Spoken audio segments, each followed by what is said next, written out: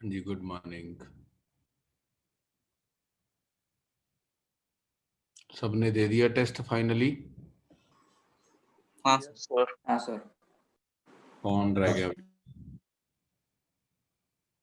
याद दिलाना पड़ता तुम लोगों को तो रात। मैंने बाद में दिया था। हाँ मैंने देखा, अभी अभी खोला मैंने रिजल्ट। नकुल ने दे दिया। तो केमिस्ट्री की क्लास थी इसलिए नहीं जानते। अच्छा, good morning sir. Good morning. Good morning sir. Good morning.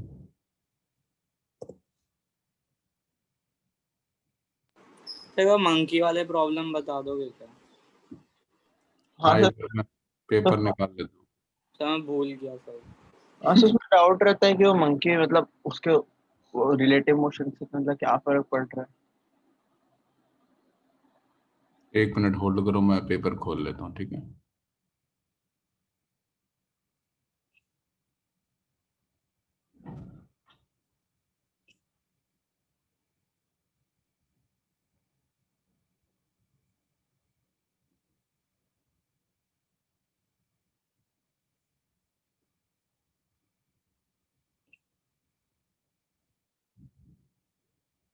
अनवे ने टेस्ट नहीं दिया?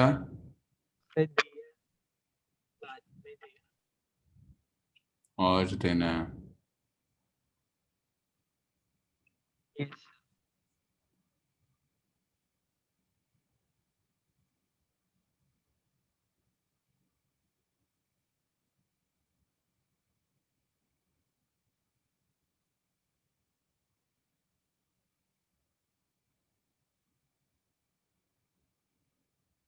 स्क्रीन विजिबल आप लोगों को?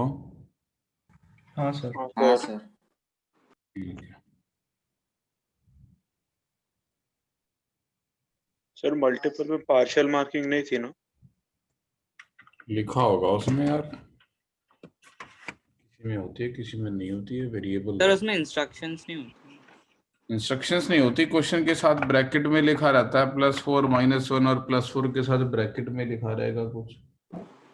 अच्छा नहीं, ठीक। चलो जी, दिख रहा है क्वेश्चन पेपर? मॉन्की वाला क्वेश्चन चाहिए आपको? तो उसमें वो रिलेटिव वाला कैसे करते हैं वो वाला? ये कौन है? रजत और someone. 58 marks out of 120। Who is this? Rajat? Yes sir. तेरा ये गलत हो गया। हाँ सर, वो M1 M2 में कंफ्यूजन हो गया।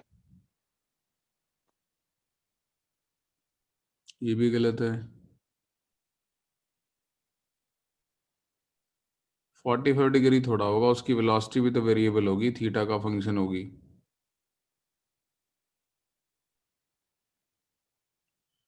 चलो पहले मैं मंकी वाला क्वेश्चन सर आपसे फोर्थ वाला पता नहीं। एक minute. Question number 4। Ball of mass m is placed on a sledge of mass M. The sledge moves on an inclined plane of angle of inclination theta, and the inclined plane itself is moving with a constant horizontal acceleration a towards left. ठीक है, तो ये ball और sledge जो है, अगर ये ball sledge के साथ कांटेक्ट नहीं छोड़ रही है, जो कि छोड़ेगी भी नहीं क्योंकि दोनों पे जो स्यूडो फोर्स है वो तो सेम ही लग रही होगी, तो हम वेज के फ्रेम ऑफ रेफरेंस में आ जाते हैं। तो अगर वेज के फ्रेम ऑफ रेफरेंस में आ जाएंगे तो इसके और इसके ऊपर अपार्ट फ्रॉम ग्रेविटी एक स्यूडो फोर्स और लग रही होगी। तो सर आप एक कुछ लिख ऐसे, रहे हैं क्या? हाँ मैं कुछ लिख रहा हूँ, मैंने स्क्रीन ना गलत वाले तरीके से शेयर की हुई है। अब ठीक है, तो मैं इसके वेज के, अभी ठीक है, दिख रही है स्क्रीन?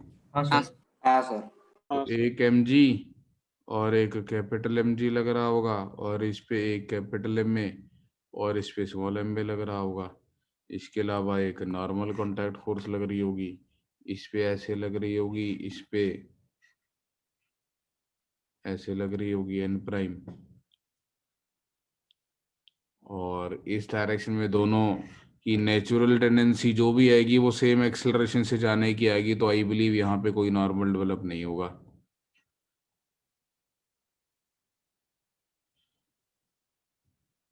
कर लेंगे आगे या और बताऊं डिटेल? सर कर लूंगा।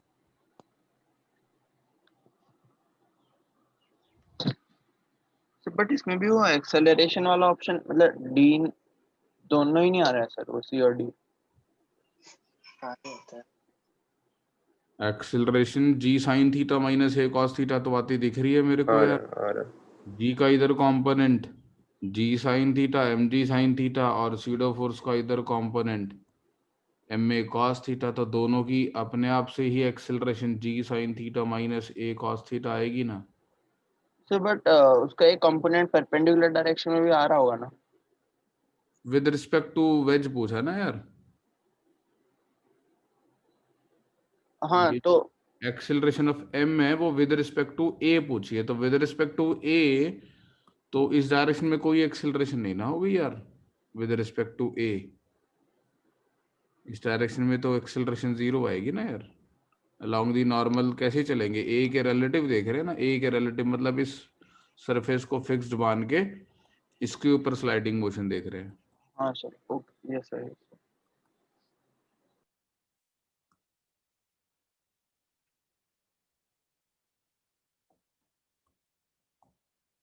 और बोलो। सर ये वाला क्वेश्चन। 5 two हाँ blocks sir. M1 and 2 are connected with a compressed spring and placed on smooth horizontal surface. Force constant is K under the influence of forces F1 and F2.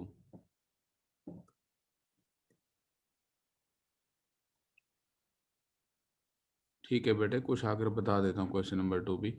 Wait कर। At an instant block moves with common acceleration a naught. ठीक है, at this instant F2 is suddenly withdrawn. Mark the correct option. क्या बेटे, क्या दिक्कत है इसमें? Sir वो ऐसे क्वेश्चन मतलब नहीं समझते हम। नहीं, आप परेशान नहीं होना। अगर आप ज़्यादा इसको दिमाग लगाने की कोशिश करोगे तो मैकेनिक्स में परेशानी के अलावा कुछ नहीं मिलता। आप सिंपल एलिमेंट्री तरीके से सॉल्व करो। तो हमें क्या दिया हुआ, two blocks M1 and 2 are connected with compressed spring and placed on a smooth horizontal surface. Force constant is K. अब दो फोर्सेस और लग रही हैं F1 एंड F2। किसी गिवन इंस्टेंट पे दोनों block common acceleration a not से जा रहे हैं, तो इसमें मैं ये लिख सकता हूँ इस पूरे अच्छा चलो ठीक है, इसमें कुछ अच्छी बातें बता देता हूँ मैं आपको। एक तो कुछ फैक्ट्स हैं जो काम आएंगे आपके। अगर मेरे पास कोई भी कलेक्शन है जो नॉट नेसेसरी कि एक दूसरे से कनेक्टेड है, कोई भी कलेक्शन ऑफ पार्टिकल्स है M1 M2 M3 and so on, और इनके ऊपर कुछ एक्सटर्नल फोर्सेस लग रही हैं,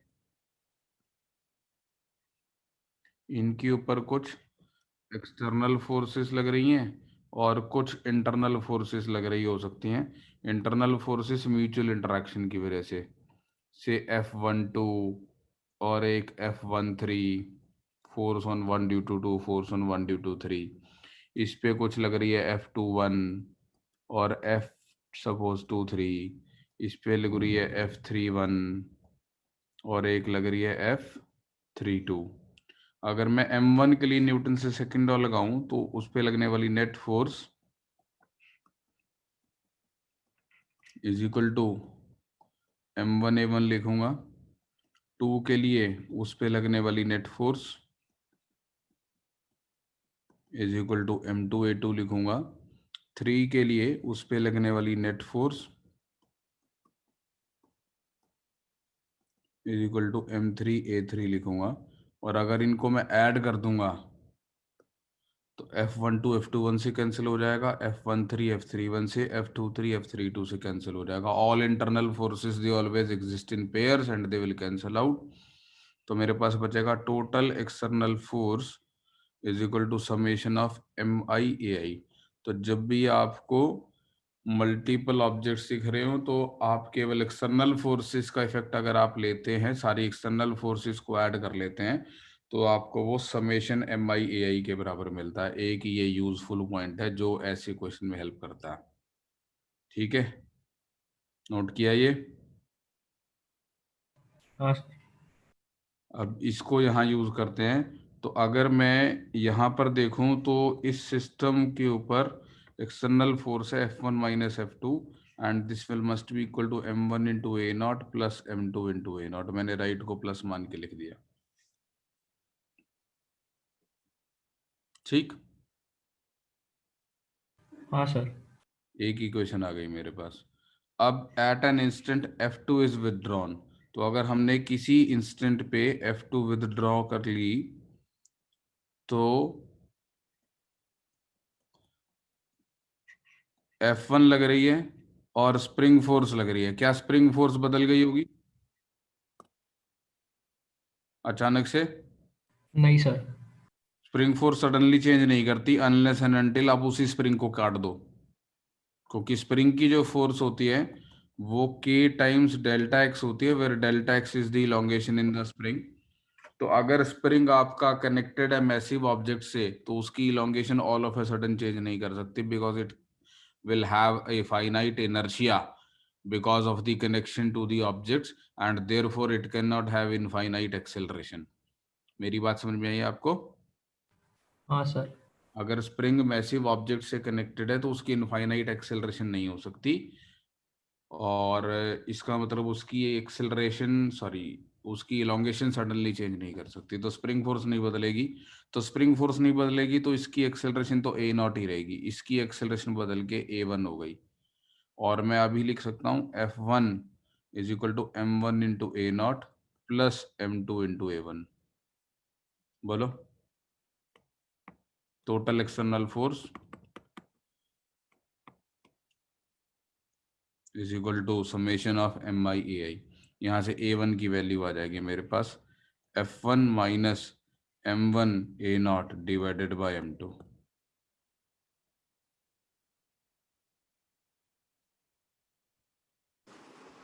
सर प्लस हम्म, नहीं सॉरी A1 है, ठीक है सॉरी ठीक है। सर, प्लस आएगा ना? कहाँ प्लस आएगा? F1 प्लस सर प्लस आएगा, सर F1 मतलब नहीं वो F2 राइट साइड में माइनस M1 एन आएगा। सर F2 आएगा ना?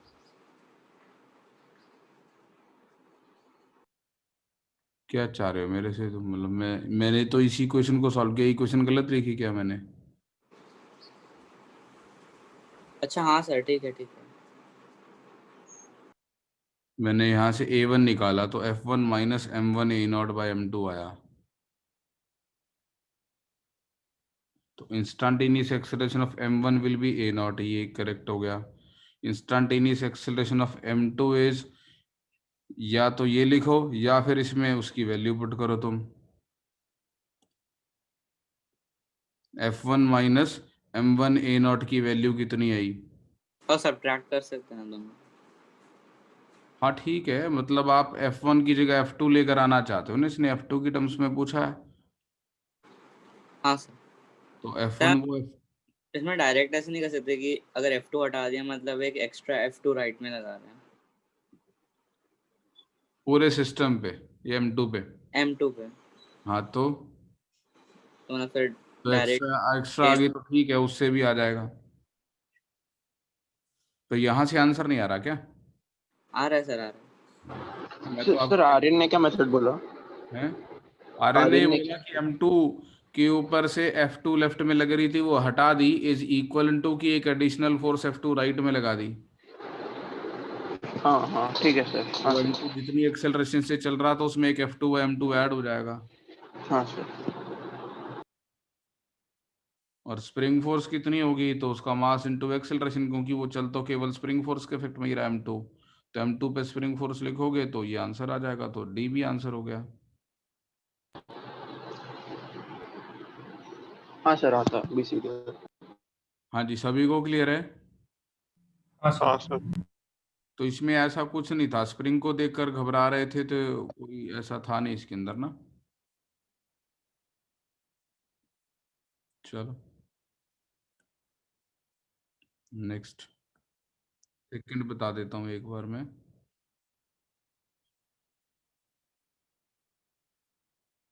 सेकंड में आपको एक पेंडुलम दिया हुआ है और mass is held with the string horizontal and then released.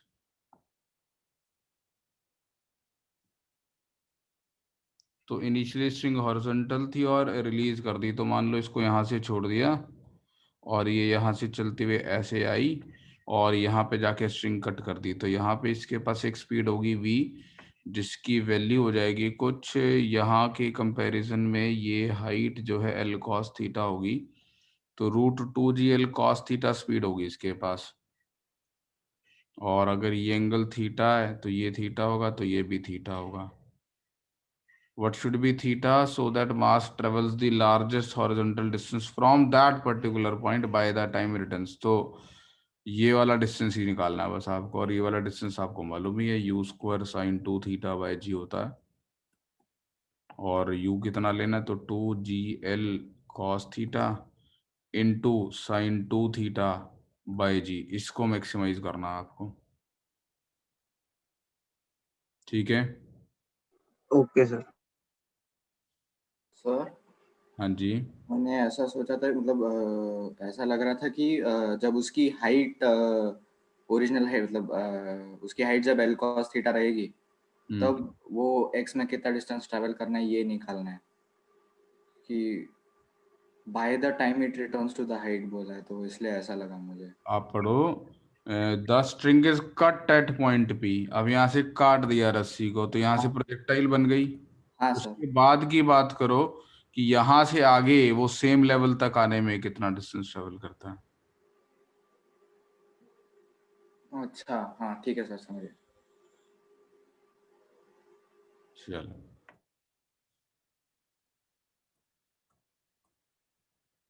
Kushagra तेरे नंबर भयानक तरीके से कम है। हाँ सर।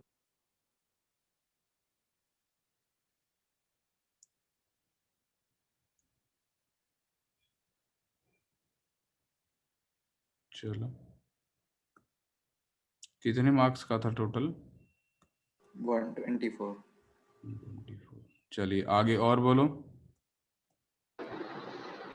सर 6। सर 6 वाला।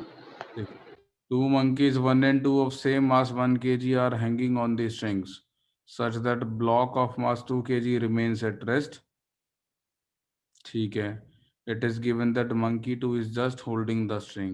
ये ही बस इसमें समझने वाली बात होती है कि एक मंकी जो है वो केवल स्ट्रिंग होल्ड कर रहा है, तो this monkey is going down with the same acceleration as the रोप।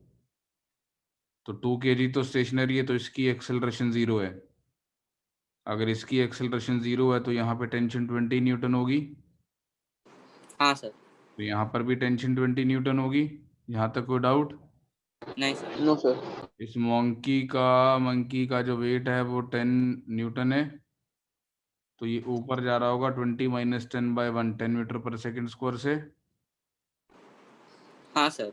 और अगर monkey is going up with an acceleration 10 metre per second square and it is just holding the rope, that means ये वाली पुली के ऊपर से जो रोप पास कर रही है उसकी एक तरफ की एक्सेलरेशन 0 है और दूसरी तरफ की एक्सेलरेशन 10 है। 5। तो इसका मतलब पुली ऊपर जा रही होगी 0 + 10/2 5 मीटर पर सेकंड स्क्वायर से। हाँ सर। तो ये ऊपर जा रही होगी, तो ये वाली रोप नीचे जा रही होगी 5 मीटर पर सेकंड स्क्वायर से। और यहाँ टेंशन 20 है तो यहाँ 40 है, यहाँ 40 है, तो ये जो है 40 - 10/1 30 मीटर पर सेकंड स्क्वायर से विद रिस्पेक्ट टू ग्राउंड ऊपर जा रहा होगा मंकी 1। हाँ सर, हाँ सर, ठीक है, मैंने रोप का नहीं निकाला, समझ गया सर बट ये डिफरेंस क्यों आ रहा है सर, मुझे एग्जैक्टली क्लियर नहीं है सर। कौन पूछ रहा है? सर सार्थक। और सर मतलब ग्राउंड के रिस्पेक्ट में आ रहा है या फिर ड्रॉप के रिस्पेक्ट में? बेटे आप एफबीडी में जो फोर्सेस दिखा रहे हो, अगर वो ग्राउंड के रिस्पेक्ट में फोर्सेस लिख रहे हो तो ग्राउंड के रिस्पेक्ट में एक्सेलरेशन आएगी, रोप के रिस्पेक्ट में रोप के रिस्पेक्ट में आएगी। मैंने कोई स्यूडो फोर्स अकाउंट में ले ली, मैंने केवल रियल फोर्सेस लिखी हैं। इसका मतलब मैं जो भी वैल्यूज निकाल रहा हूँ F = ma लगा के, सब ग्राउंड के फ्रेम में निकल रही है। तो ग्राउंड के रिस्पेक्ट में ये जो फर्स्ट नंबर वाला मंकी है, इसने एक उसका वेट लग रहा होगा 10 न्यूटन, एक रोप से टेंशन लग रही होगी 40 न्यूटन, 1 kg उसका मास है, तो वो ऊपर जा रहा होगा। और 40 माइनस 10, बेटे माइक ऑफ रख अपना। 40 में कहीं ट्रेवल कर रहा है क्या सार्थक? कहीं ट्रेवल कर रहा है तुम? नहीं सर, वो पार्टिसिपेट भी कर रहे थे, शायद मोबाइल का प्रॉब्लम है इसके ऑडियो में। पीछे से ऐसी भयंकर डिस्टरबेंस आ रही है जैसे हवा चल रही होती है बहुत तेज। तो 30 मीटर पर सेकेंड स्क्वायर इसकी एक्सेलरेशन आ रही है विद रिस्पेक्ट टू ग्राउंड, और रोप नीचे जा रही है 5 मीटर पर सेकेंड स्क्वायर से, तो with respect to the rope इसकी acceleration 35 metre per second square हो गई।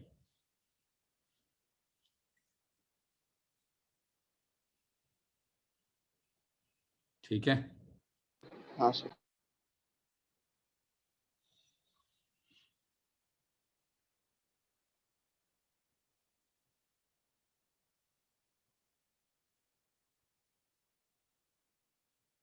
चलो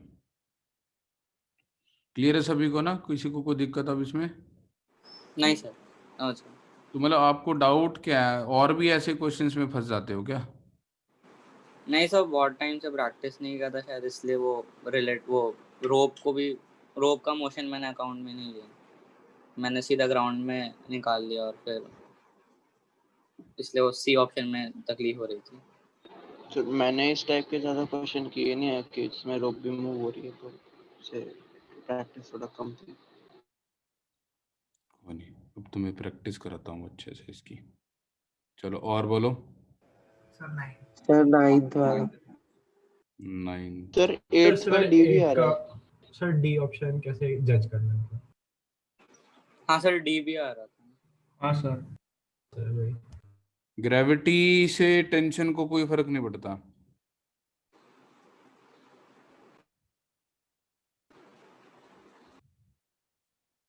अच्छा, एक इंटरेस्टिंग क्वेश्चन है, ये समझो ये इस चीज को ध्यान से।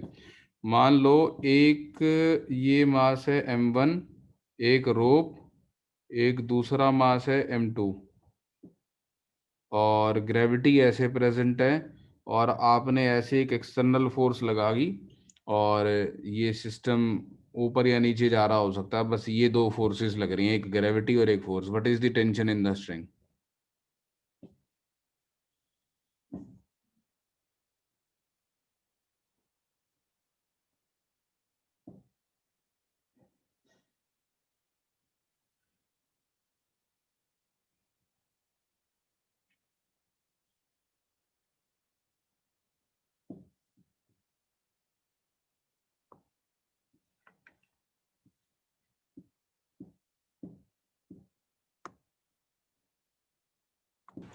M2 F by M1 plus M2 plus G, M1 G। मैंने टेंशन पूछी है।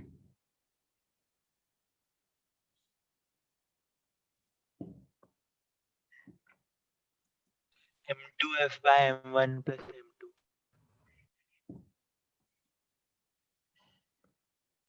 हाँ सर, हाँ। क्या सभी का आ रहा है ये आंसर? हाँ सर। सो टेंशन ग्रेविटी पे डिपेंड कर रही है क्या?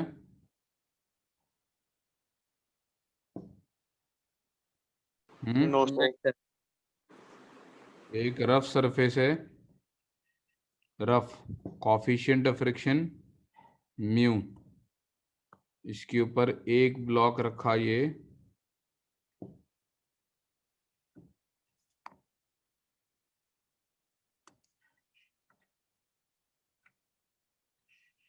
और एक ब्लॉक रखा ये, ठीक है, और इन दोनों को एक रोप से कनेक्ट कर दिया, और यहाँ से एक फोर्स लगाई F, इसका मास m2, इसका मास m1। What is the tension in the string?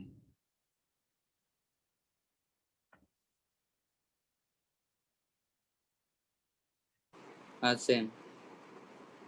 वही आएगा। तो हम्म, सर आपने जस्ट अभी भी ऊपर वाले में टेंशन निकलवाने के बाद उसके बाद क्या बोला सर? ये क्वेश्चन दिया उसके बाद, एक रफ सरफेस पे दो ब्लॉक्स रखे हुए हैं और टेंशन निकालने को बोला रोप की। सेम आ रही है? हाँ सर वो सेम आंसर आएगा, मैंने हाँ सर। क्वेश्चन लिखते टाइम गलत कर दिया। मैं इक्वेशन लिखता ही नहीं ना, मुझे पता है कि जी या म्यू जी अगर हर एक के ऊपर आ रहा है तो वो टेंशन में कंट्रीब्यूट नहीं करेगा। अगर ये कॉफिशिएंट ऑफ फ्रिक्शन यहाँ डिफरेंट होता फिर टेंशन μ1 μ2 पर भी डिपेंड करती। ठीक है, हाँ सर। ऐसा क्वेश्चन ऐसे भी पूछा जाता है, एक रफ इंक्लाइंड सरफेस है, रफ, और इस पे दो ब्लॉक्स रखे गए, एक ऐसे, पता नहीं कैसे रख दिया इसने, और एक यहाँ पर और ऐसे ब्लॉक, सॉरी कांटेक्ट में रखना है ये दोनों ब्लॉक। मेरे ये सेटिंग छोड़ देते हैं, साधारण हाथ से ड्राइंग बनाने में जिंदगी ठीक चलती है। तो एक ब्लॉक ये और एक उसके साथ कांटेक्ट में दूसरा block, M1 M2 rough surface और कॉफिशिएंट ऑफ फ्रिक्शन, इनके बीच में कितनी नॉर्मल कांटेक्ट फोर्स आएगी?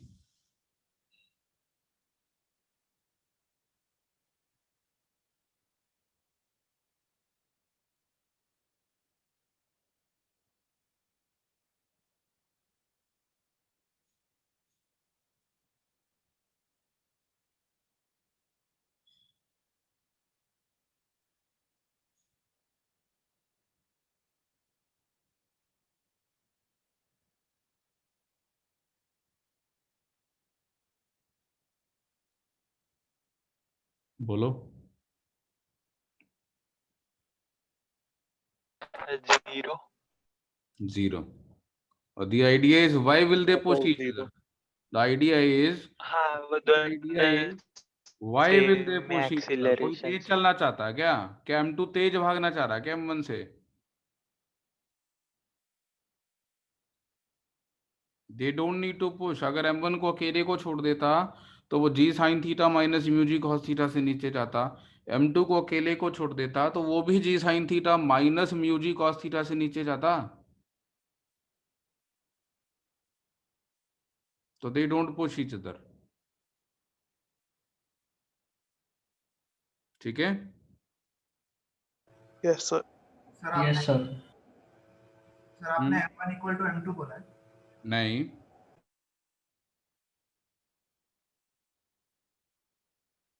तो सर उनके एक्सेलरेशन अलग अलग नहीं होते? अच्छा एक ऑब्जेक्ट को किसी रफ इंक्लाइंड सरफेस पे रख दूं, ये angle theta coefficient of friction mu, आपसे एक्सेलरेशन पूछो तो कितनी बताओगे? जी साइन थीटा माइनस म्यू जी cos थीटा। मैंने मास बताया तेरे को इसका? नहीं। तो तूने आंसर निकाल लिया। हाँ सर। तो अब समझ में आया कि M1 इक्वल टू M2 होना जरूरी नहीं है। हाँ सर। चलो ठीक है, सभी को क्लियर है? हाँ सर. मैं का आंसर डी मार्क ही नहीं करता ना, मुझे पता है MG से कोई फर्क नहीं पड़ता ना।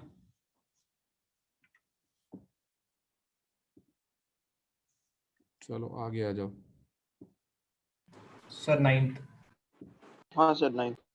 A rope rests on two platforms symmetrically, both inclined at angle theta as shown. Coefficient of friction is 1 for the inclined surface. Largest possible fraction of the rope that does not touch the platform. तो largest possible fraction तब लेंगे जब हमारा object equilibrium में होगा with the force of friction in its limiting condition. ठीक है sir sir ये रोप वाली प्रॉब्लम में हम मतलब क्या इनका जनरल मेथड क्या होता है सर? इसमें काफी दिक्कत होती है। तो इसमें आपने ये मान लिया कि जो फ्रैक्शन टच नहीं कर रही है वो x है, तो 1 माइनस एक्स वो फ्रैक्शन होगी जो टच कर रही होगी, राइट? और हाँ ये सर. वाली लेंथ 1 माइनस एक्स बाय 2 होगी और ये वाली लेंथ 1 माइनस एक्स बाय 2 होगी। ठीक, हाँ सर. अब FBD बना लो फोर्सेस। इस पे एक डाउनवर्ड फोर्स लग रही होगी mg, m हो जाएगा लैम्डा इंटू 1 इंटू जी। लैम्डा मास पर यूनिट लेंथ ले लिया मैंने इसका। हाँ सर। और दो फोर्सेस यहाँ लग रही होंगी, एफ एस मैक्स और एफ एस मैक्स, और दो फोर्सेस यहाँ लग रही होंगी। तो एक्स फ्रैक्शन है, और हैं? एक्स फ्रैक्शन है फिर। हाँ एक्स फ्रैक्शन है। Okay sir. हमारी यूनिट लेंथ मान ली ना उसकी, हाँ सर ठीक है, लेंथ 1 यूनिट मान ली मैंने रोप की। ठीक है सर। अब इसकी इक्विलिब्रियम की कंडीशन लगा दो, मुझे तो लगता है यहाँ से सॉल्व हो जाएगा। सर अब वो जो एफ एस है और एन है वो मतलब बेसिकली 1 - x/2 का जो उतने लेंथ का एक सिंगल ऑब्जेक्ट होता है, सेम उसके जैसे है ना सर, फ्रिक्शन और नॉर्मल। नहीं बेटे, अगर आप केवल एक 1 - x का वो लेते और उसको इंक्लाइंड सरफेस पे रखते, apart from its own wait friction and that, इस पे एक टेंशन। टेंशन लग रही होगी। तो अगर आप जितना हिस्सा टच कर रहा है उसका अलग से एफडी बनाना चाहते हैं तो apart from F S and N आपको टी भी लेना पड़ेगा। सर हम नॉर्मल के लिए तो वैसे कर सकते हैं। हाँ, क्योंकि T does not have a component perpendicular to the surface, तो नॉर्मल की वैल्यू बिल्कुल 1 - x/2 into g into cos theta आ जाएगी इंटू लैम्डा, और वही नॉर्मल इधर भी होगा। और लिमिटिंग कंडीशन में एफ एस को हम म्यू टाइम्स एन भी पुट कर देंगे, तो एन कितना होगा, तो एन ये निकाल ही लिया, वो यहाँ सब्स्टिट्यूट कर देंगे, उस पर इक्विलिब्रियम की कंडीशन लगा देंगे, आ जाएगा इससे आंसर। सर इसमें ऐसा आता है ना कि पहले थीटा डिक्रीज करने पे इंक्रीज होगा और फिर वापस डिक्रीज होगा।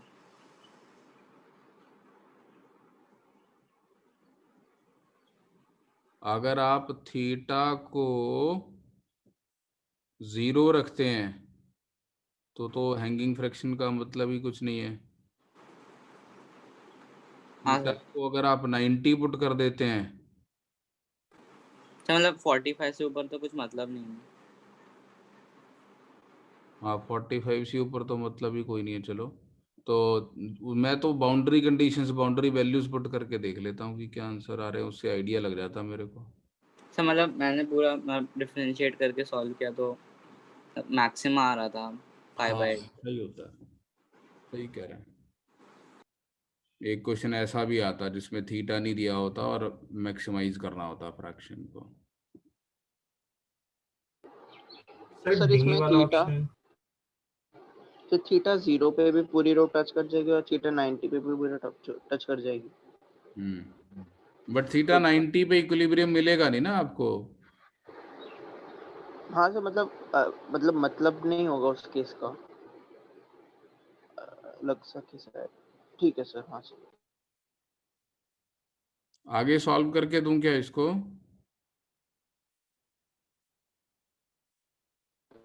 तो सर आपने क्यों कहा 90 पे इक्विलिब्रियम नहीं आएगा, फ्रिक्शनल फोर्स तो तभी भी नहीं। ठीक है सर, ठीक है सर, सॉरी सर, नॉर्मल नहीं लगी। सर इसमें डी ऑप्शन नहीं आ रहा था, मतलब फ्रिक्शन तो इंक्रीज होना चाहिए ना अगर मैं थीटा डिक्रीज किया तो। स्मॉलर रिक्वायरमेंट लिखा है उसमें। सर इसमें टेंशन भी लेंगे। अगर आप ये वाला एफवीडी बना रहे जो मैंने बताया तो टेंशन की जरूरत नहीं पड़ेगी आपको, मैंने पूरी रोप का एफवीडी बना लिया एक बार में। ओके।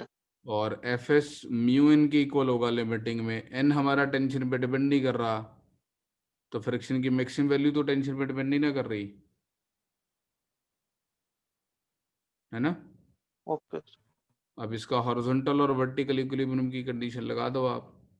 अगर आप आधी रोप का एफवीडी बनाते या इतने का एनालिसिस करना चाहते, फिर आपको ये वाली टेंशन की जरूरत पड़ती, फिर आप हैंगिंग पार्ट का एफवीडी अलग से बनाते, और हैंगिंग पार्ट पे आप एक टेंशन इधर दिखाते थीटा एंगल पे, एक टेंशन इधर दिखाते थीटा एंगल पे। उसको कैसे कैलकुलेट करते? उसका वर्टिकल कंपोनेंट को हैंगिंग पार्ट के वेट के बराबर करके, यानी 2t साइन थीटा, राइट।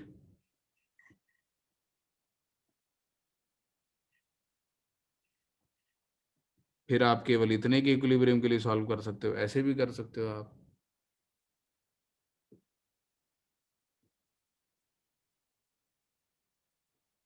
है ना?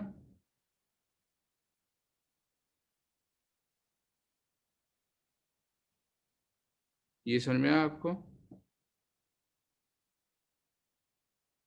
यस और किसी को कुछ पूछना है इस क्वेश्चन में? सर एक बार आप डी ऑप्शन का मतलब बता दो। Decreasing theta would result in smaller requirement of friction. मतलब अगर आपने थीटा कम कर दिया तो force of friction which is required to hold the rope in equilibrium will decrease.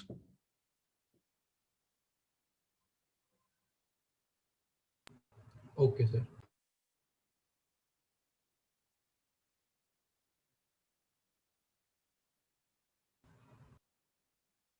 ठीक है, हाँ सर ठीक है, मैं एक बार ट्राई करता हूँ।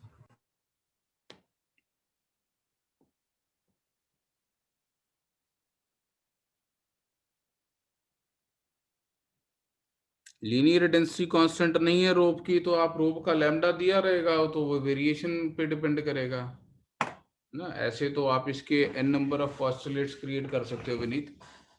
तो लीनियर डेंसिटी कांस्टेंट नहीं है तो आंसर विल डिपेंड ऑन की लीनियर डेंसिटी कैसे वेरी कर रही है। रोप सेंटर में भारी है तो ज़्यादा फ्रिक्शन चाहिए होगा, एंड्स पे भारी है तो कम चाहिए होगा कोफिशिएंट ऑफ फ्रिक्शन, है ना। सर वो जब लीनियर डेंसिटी वेरिएबल रहेगी तो फिर हम mg का पॉइंट ऑफ एक्शन कौन सा लेंगे पूरे रोप का? Centre of mass. तो वो निकालना पड़ेगा। हाँ, डिपेंड करता है, अगर टॉर्क बैलेंस करना है तो निकालना पड़ेगा, नहीं तो नहीं निकालना पड़ेगा।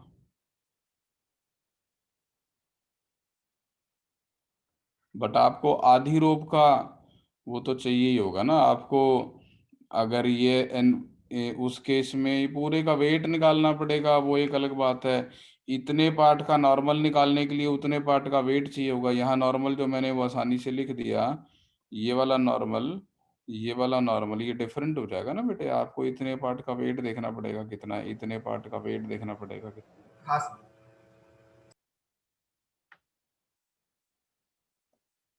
चलो जी, और बोलो। सर 11। ये हो गया 10th। हाँ sir.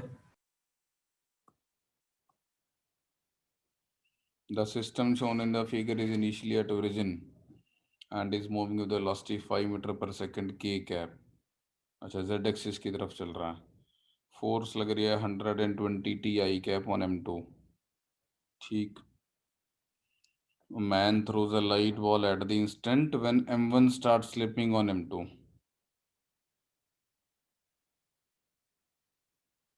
with the velocity 10 metre per second vertically up with respect to himself, taking the mass of each block and man as 60 kg and assume that the man never slips on m2। Sir वो relative motion 3 second पे आ गया, but वो z coordinate बता सकते हैं और projection. Z coordinate में उसका वो सिस्टम भी ट्रैवल किया होगा ना पहले 5 × 3 मीटर। तेरे को 10 मीटर आ रहा होगा ना। नहीं, मुझे इनफैक्ट आया नहीं। तो उसने, उसके पास एक वेलोसिटी 5 मीटर पर सेकंड के कैप ऑलरेडी है, तो 3 सेकंड में z 15 हो गया होगा, तो z इज इक्वल टू 15 पे बॉल प्रोजेक्ट हुई होगी। सर बट वो उसकी चेंज हो रही है ना वेलोसिटी, वो तो इनिशियल वेलोसिटी 5 थी ना सर। अच्छा ठीक है, तो वो जो फोर्स लग रही है वो आई कैप में लग रही है। अरे ओ हाँ हाँ हाँ, ओके सर, ओके सर। अभी ठीक सर है या ठीक आगे भी बताऊं? सर ठीक है सर, अब हो जाएगा। मैंने वो गलत ले लिया था, मैंने जेड में ही ले ली थी फोर्स। चलो, और किसी को पूछना है इस क्वेश्चन में 11th में कुछ?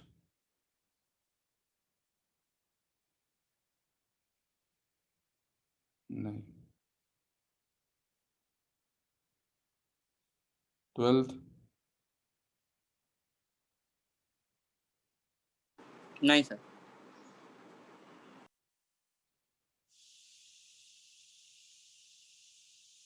13th? नहीं सर।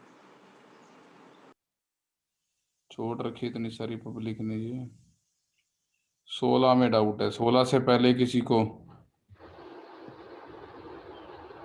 तो ये 14th वाला मतलब समझा नहीं मेरे ढंग से, मतलब बस उससे आइडिया से था कि 500 तो एक बता सकते हैं? तो ये बेल्ट पुली वाला अरेंजमेंट एक्चुअली, तो एक को ऐसे समझो कि ये, मैं ऐसा क्वेश्चन एटवुड मशीन में भी आता। ये एक पुली है हमारे पास, और इस पुली के ऊपर से एक बेल्ट पास करके जा रही है। तो इस बेल्ट और पुली के बीच में अगर मैं फोर्स ऑफ इंटरेक्शन देखूं, तो वो एक नॉर्मल कांटेक्ट फोर्स की होगी, एक फ्रिक्शनल कांटेक्ट फोर्स की होगी। तो अगर मैं कहीं से भी थीटा एंगल पे एक डी थीटा का एलिमेंट बनाऊं, तो वो जो डी थीटा एलिमेंट वाली बेल्ट है, उस बेल्ट पे एक नॉर्मल लग रहा होगा रेडियली आउटवर्ड, और मान लेते हैं ये पुली फिक्स्ड है, मान लेते हैं ये पुली फिक्स्ड है, और इस बेल्ट की स्लाइड करने की टेंडेंसी है ऐसे, इधर हैवियर लोड लगा रखा है, इधर लाइटर लोड लगा रखा है, तो एक फ्रिक्शन डेवलप हो जाएगा यहाँ पे एफ एस, जो कि म्यू डी एन हो सकता है लिमिटिंग केस में।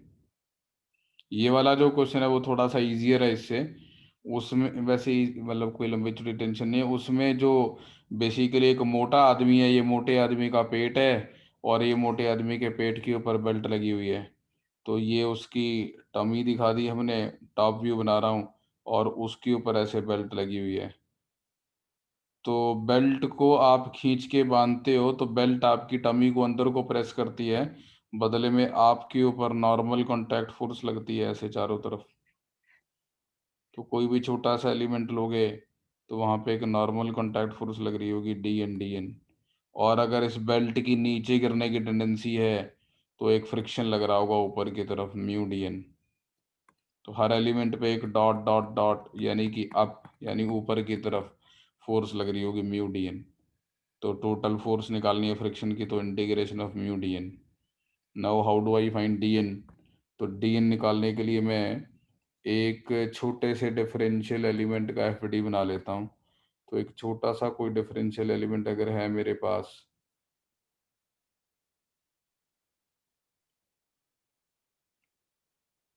जो कि सेंटर पे डी थीटा एंगल सबटेंड कर रहा है, तो उस पर मैं मानूंगा डी एन यहाँ लग रहा है, और एक इधर लोकल टेंजेंट के लॉन्ग टेंशन लग रही होगी, एक इधर लोकल टेंजेंट की लॉन्ग टेंशन लग रही होगी। अगर मैं इन फोर्सेस को रिजॉल्व करूं ऐसे और ऐसे, तो ये angle D theta by two आएगा, ये angle D theta by two आएगा, तो 2t sin of d theta by two ये डी एन के बराबर हो जाएगा। हाँ जी, समझ में आया? हाँ सर। तो अगर ये मास m1 है, ये मास m2 है, ये क्वेश्चन डिफरेंट है ये जो मैंने पोली वाला बनाया, और ये एक मासलेस रोप है, और पुली और रोप के बीच में कोफिशिएंट ऑफ फ्रिक्शन म्यू है। तो find the condition that the rope does not slip.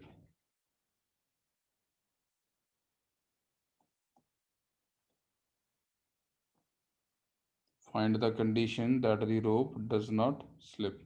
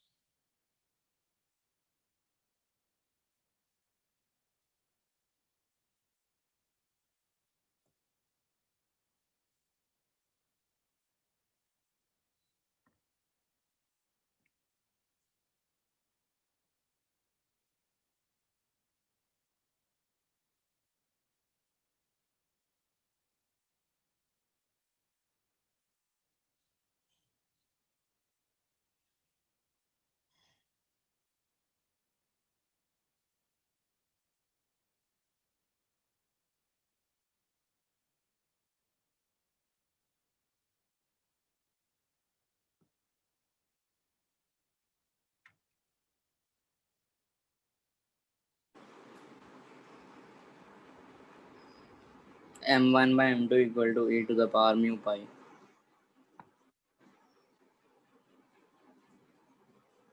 If m1 is greater than m2.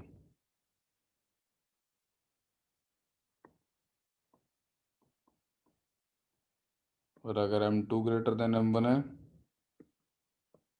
तो m2 by m1 is equal to e raised to mu pi. Sir इसमें एक doubt है sir, इसमें जो पुली वाला आपने केस दिया, इसमें ऐसा सोच सकते हैं क्या कि हर एलिमेंट पे dn फोर्स लग रहा होगा, और फाइनली अगर हम सिर्फ एक्सटर्नल सिस्टम मतलब ऐसे बात करें तो अगर आपने दोनों मास और रोप को एक सिस्टम मान लिया तो इस पे एक m1 plus m2 external force लग रहा होगा नीचे, और एक dn लग रहा होगा ऊपर रिजल्टेंट, तो dn का आपने रिजल्टेंट निकाल दिया। हाँ, तो dn वेक्टर्स का रिजल्टेंट जो है वो m1 प्लस m2 g के बराबर आएगा, ये कहना चाह रहे हो तुम? हाँ सर। अच्छा ठीक है, तो ये चीज कर सकते हैं। इससे करूंगा क्या, इससे निकलेगा क्या? नहीं मतलब मैं बस पूछना चाह रहा हूँ, इससे ऐसे हम ट्रीट कर पाएंगे क्या? हाँ, इससे आपके पास एक रिजल्ट आ जाएगा, but I don't find that result to be useful in solving this question. मैं तो ये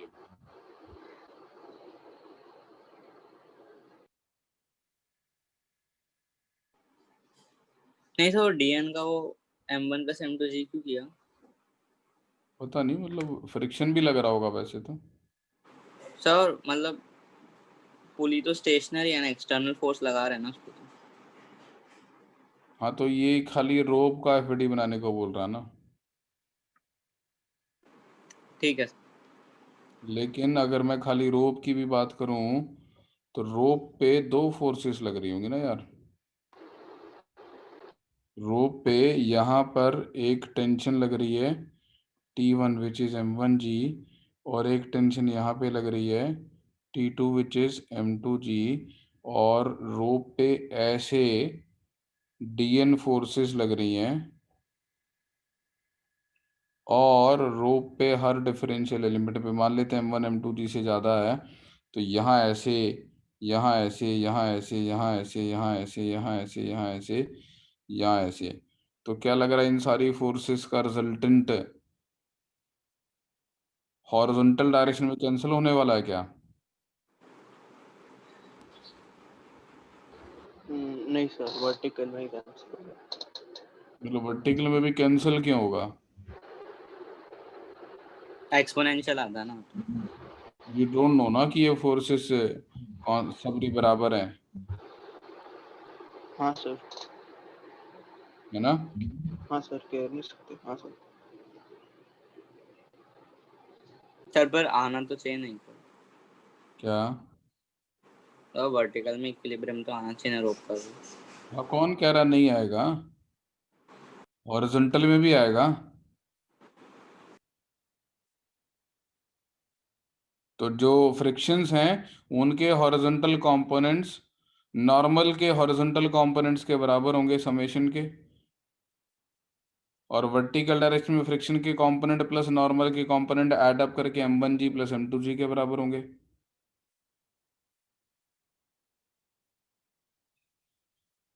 ठीक है ना?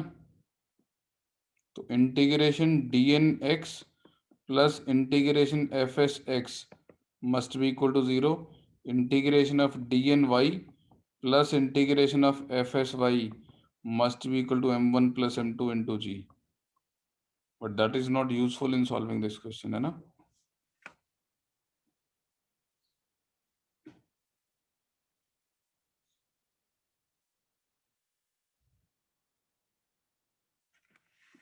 तो ये वाला पार्ट सॉल्व कैसे करें, तो ध्यान से समझे जरा। सर सर बस मतलब इसमें एक चीज पूछना है कि अब हमने बोला कि फ्रिक्शन के वो वर्टिकल कंपोनेंट 0 हो, वो जरूरी नहीं है सर, बट अगर आप वो स्मॉल पार्ट आप फ्रिक्शन आप किसी स्मॉल पार्ट का आप एफवीडी बनाए, फॉर एग्जांपल जो जहां रोप पुली को एंड में टच कर रही है, उस छोटे से पार्ट का अगर आप एफवीडी बनाएंगे तो दोनों में सेम ही एफवीडी बनेगा ना सर? तेरा क्वेश्चन सॉल्व हुआ, पहले जो मेन क्वेश्चन था वो सॉल्व कर पाए क्या हम? क्या आप मेन क्वेश्चन सॉल्व कर पाए? इक्विलिब्रियम के लिए क्या कंडीशन होनी चाहिए? क्या वो सॉल्व करने की कोशिश की? सर मुझे लगा कि इससे कुछ होगा बट नहीं हुआ। आप एलिमेंट्री तरीके से सोचने की बजाय आप एक मेथड को लेकर सोच रहे हो। जब आप बेसिक प्रोसेस से सोचोगे उसके बाद आप उस पर ज्यादा बेटर कमेंट कर पाओगे। आपने वो सोचा नहीं और उससे जब कुछ निकला नहीं, है ना, जब तेरे को जो तू ब्रॉडर पिक्चर बनाने की कोशिश कर रहा है उससे कुछ निकलेगा क्या? नहीं निकलेगा ना। तू निकाल नहीं पा रहा, तो जब तू निकाल नहीं पा रहा तो बेहतर क्या है, आप डिफरेंशियल एलिमेंट्स का एनालिसिस करो। जब तू वो डिफरेंशियल एलिमेंट्स का एनालिसिस कर लेगा तो तेरे को वो बड़ी वाली पिक्चर भी क्लियर हो जाएगी। कैसे समझते हैं ध्यान से ना। तो ये हमारी पुली और इसके ऊपर से रोप पास करके जा रही है, तो ये हमारी रोप इसके ऊपर से पास करके जा रही है। अब यहां तक जो रोप है यहां से नीचे, उसमें टेंशन M2G रहेगी और यहाँ से नीचे जो रोप है उसमें टेंशन M1G रहेगी, क्योंकि वो दोनों मासेस इक्विलिब्रियम में है। तो ये पार्ट ऑफ द रोप में वेरिएबल टेंशन रहेगी। जो ये हाफ सर्कल वाली रोप है इसमें टेंशन हमारी वेरिएबल रहेगी और वो ग्रेजुअली इंक्रीज कर रही होगी। तो late M1 be more than M2। अगर M1 M2 से ज़्यादा है तो इसकी इधर को स्लिप करने की टेंडेंसी है और फ्रिक्शन जो है वो ऑपोजिट डायरेक्शन में लग रहा होगा। तो मैं ये समझ रहा हूँ कि यहाँ पर टेंशन की वैल्यू M2G से इंक्रीज करते करते जब मैं यहाँ पहुँचूंगा तो टेंशन की वैल्यू M1G तक पहुँच जाएगी। तो व्हाट आई डू इज, मैं यहाँ से थीटा एंगल पे एक डी थीटा एलिमेंट का स्ट्रिंग ले लेता हूँ। अब इतनी स्ट्रिंग पे कौन कौन सी फोर्सेस लग रही होंगी, तो इसको हम थोड़ा मैग्नीफाई कर लेते हैं। तो इस पे एक डीएन फोर्स लग रही होगी, दो टेंशन की फोर्सेस लग रही होंगी, एक इधर लोकल टेंजेंट के लॉन्ग टी, एक इधर वाले लोकल टेंजेंट के लॉन्ग, वो हो जाएगी टी प्लस डी टी। और एक यहाँ पर जो मिडिल पॉइंट पे जहाँ पे डीएन दिखा है वहां पे एक टेंजेंट ड्रॉ करूंगा, तो वहां पे एक फ्रिक्शन लग रहा होगा लिमिटिंग केस में म्यू डीएन, और इधर को लग रहा होगा वो, क्योंकि रोप की उधर को स्लिप करने की टेंडेंसी है, रोप एंटी क्लॉकवाइज स्लिप करना चाहती है। हाँ जी, सब लोगों को यहाँ तक कोई डाउट है क्या? किसी को कुछ पूछना है यहाँ तक जो मैंने फ्री बॉडी डायग्राम बनाया?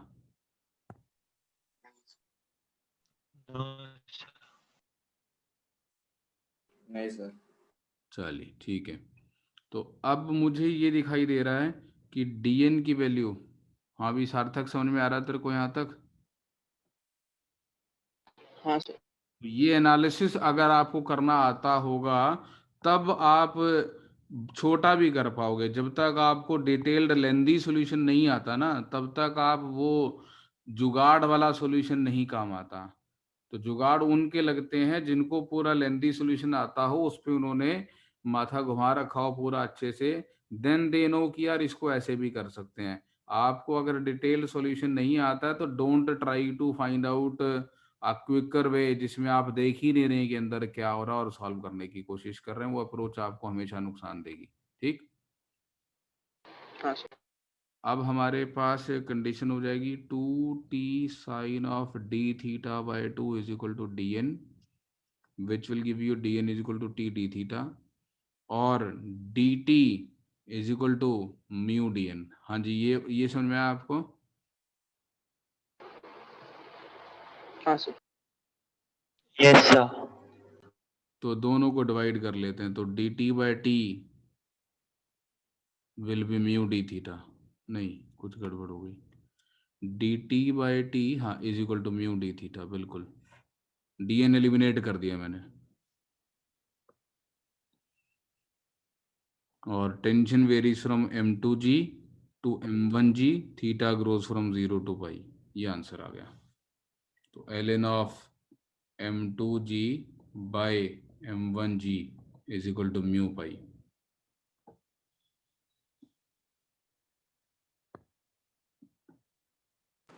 इसको उसमें यूज करना है शिप्स को बांधने के लिए।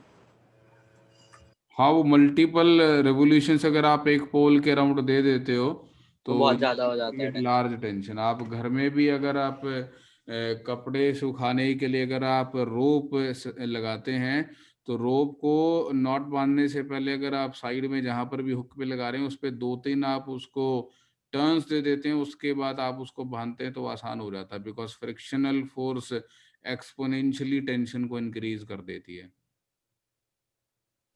हाँ सर, हाँ सर। और ये यहाँ पे जो पाई आ रहा है बेसिकली वो टोटल एंगल सबटेंडेड आ रहा है। अगर आपने 1.5 रेवोल्यूशन दे दिया तो 2 पाई प्लस पाई ऐसे आ जाएगा। अगर आपने इसके ऊपर रोप ऐसे लपेट दी तो 1 रेवोल्यूशन पूरा और आधा और, है ना? हाँ सर, हाँ sir. So that will make it even easier to handle this situation, जिसमें हम मतलब रोक पाएंगे, स्लिप करने से रोक पाएंगे। सभी को क्लियर है? सर वो dt equal to mu dn कैसे लिखा? टेंजेंट के लॉन्ग फोर्सेस बैलेंस करके dt का कंपोनेंट इधर से t का component t cos of d theta by 2 और t प्लस dt का उधर कंपोनेंट t plus dt cos of d theta by 2। तो cos of d theta by 2 को 1 मान लिया स्मॉल एंगल्स के लिए, तो dt is equal to mu dn आ गया। Okay sir. तो ये रेडियल डायरेक्शन में मैंने इक्वेशन लिखी है और ये टेंजेंशियल डायरेक्शन में फोर्स बैलेंस की इक्वेशन लिखी है। और वैसे तो मासलेस रोप ही है तो फोर्स तो बैलेंस वैसे भी रहेगी। ठीक है, क्लियर है? हाँ सर। चलो,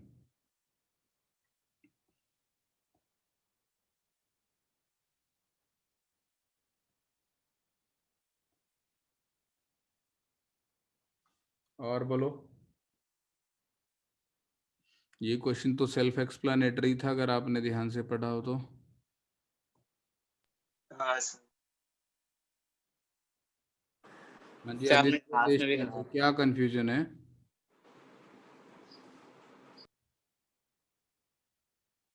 झूले पे बैठा है, स्लाइड पार्क में जो गोल गोल घूमती हुई नीचे लेकर जाती है आपको, तो ये एक कांस्टेंट स्लोप का स्लाइड है जिसको बस स्पाइरल बना रखा है। तो किसी भी मूवमेंट पे आपकी स्लोप कांस्टेंट है तो आपकी एक्सेलरेशन जी साइन थीटा आने वाली है, तो आपकी स्पीड कांस्टेंट रेट से इंक्रीज करने वाली है जी साइन थीटा। तो इसलिए उसको हम एक ऐसे इंक्लाइंड प्लेन में कन्वर्ट कर लेते हैं जिसमें आप जी साइन थीटा एक्सेलरेशन से नीचे जा रहे हैं। रोटेशनल समझा सर। सर्कुलर मोशन को अलग कर लेंगे। समझ गया।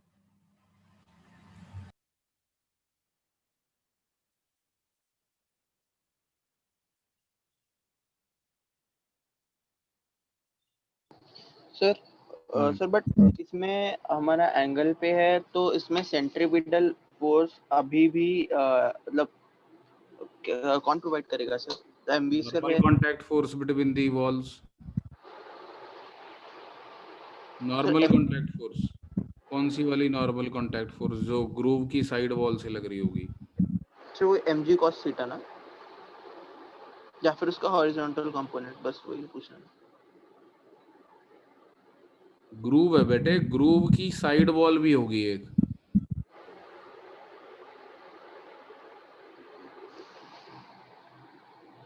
हाँ सर, हाँ सर।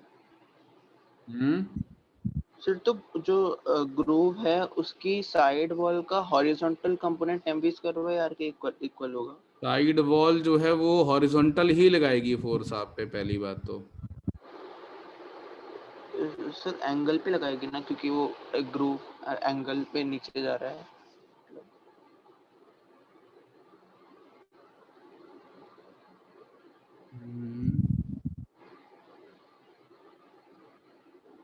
ग्रूव तो हम पे किसी एंगल पे फोर्स लगाएगी ना। उसके दो कंपोनेंट होंगे नॉर्मल के, एक वर्टिकल और एक हॉरिजॉन्टल। जो वर्टिकल होगा वो अलग इफेक्ट देगा, और जो हॉरिजॉन्टल कंपोनेंट होगा वो अंदर की तरफ डायरेक्टेड होगा, जो आपकी वेलोसिटी का मैग्नीट्यूड बदल रहा होगा, सॉरी डायरेक्शन बदल रहा होगा।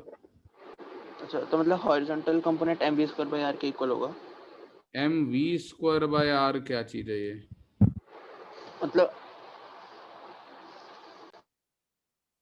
उसकी वेलोसिटी के दो कंपोनेंट होंगे किसी भी मूवमेंट पे, v cos थीटा और v sin थीटा, राइट? हाँ सर, हाँ सर। तो जो v sin थीटा है वो तो डायरेक्शन नहीं बदल रहा ना, केवल v cos थीटा डायरेक्शन बदल रहा है। तो v cos थीटा का स्क्वायर/r, हाँ सर। तुम लोगों ने तो हेलिकल पाथ पढ़ा है मैग्नेटिक फील्ड में, हाँ हाँ सर। हाँ उससे रिलेट करो ना। सर ये मुझे थोड़ा मतलब विजुअलाइज करने में मतलब दिक्कत हो रही है सर, समझ नहीं आ रही। उसी के लिए आपको एक सिंपलीफाइड पिक्चर समझाने की कोशिश की है कि आप इसको एक ऐसे समझो कि एक सीधी वायर पे आप स्लाइड करते हुए नीचे आ रहे हैं और उसी वायर को आपने गोल घुमा रखा है। तो आप स्लाइड करते हुए नीचे आ रहे हैं, वायर के अलोंग जब आप जा रहे हैं तो आप उसको एक इंक्लाइंड प्लेन की तरह ट्रीट करो। द ओनली डिफरेंस इज कि आपकी वेलोसिटी की डायरेक्शन भी चेंज हो रही है, और वो डायरेक्शन चेंज करने के लिए वायर और आपके बीच में बीड समझ लो आप एक, तो बीड और वायर के बीच में एक नॉर्मल फोर्स होगी जिसका एक हॉरिजॉन्टल कंपोनेंट आ जाएगा। सर तो मतलब हम इसे ऐसा कर पाएंगे क्या कि हम सर्कुलर मोशन को ऐसा मान लें कि वो प्लेन में ही हो रहा है, तो बेसिकली आपका जो वॉल के साथ नॉर्मल है उसका हॉरिजॉन्टल कंपोनेंट हम mv cos थीटा का स्क्वायर/r के इक्वल ये कर तो दें। पूछ चुका है मेरे से और मैं हाँ बोल चुका हूँ इस बात में, है ना? Okay sir, okay sir. पूछा ना अभी आपने बोला mv² करेंगे, मैंने समझाया कि नहीं mv cos थीटा का होल स्क्वायर करेंगे। Then why are you asking the same question again? So मुझे डाउट था हॉरिजॉन्टल कंपोनेंट आएगा या फिर नॉर्मल बैलेंस करेगा पूरा। ठीक है sir, clear.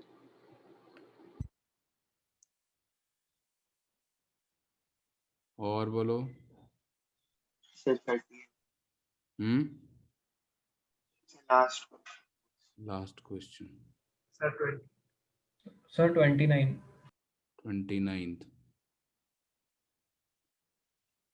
29th. There is a parabolic shaped bridge across a river of width 100 meter. The highest point of the bridge is 5 meter above the level of the banks. ठीक है. Car of mass 1000 kg crossing the bridge at a constant speed of 20 meter per second.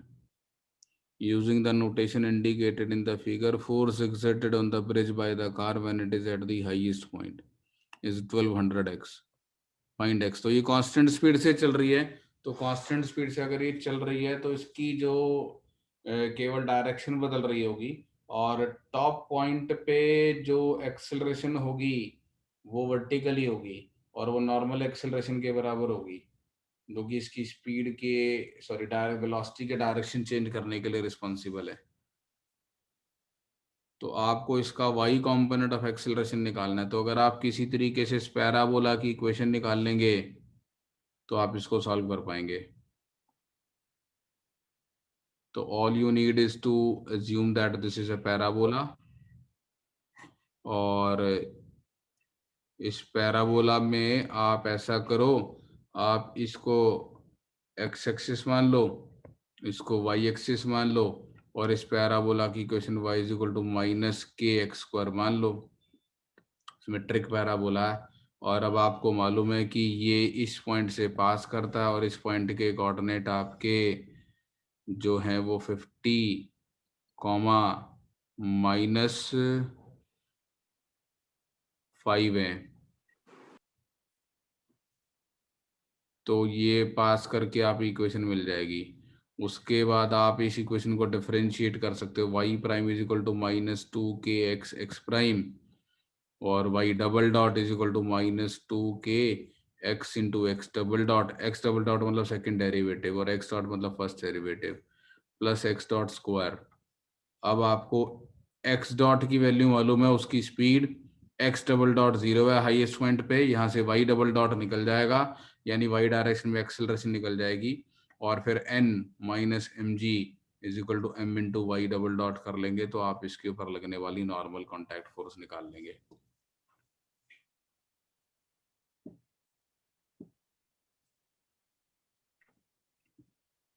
हाँ जी,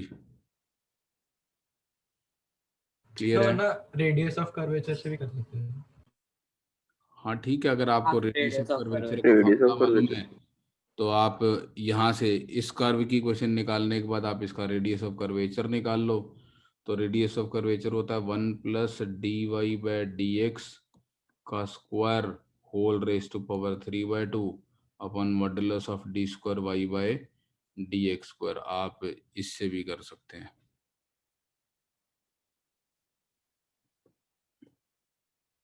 हाँ sir.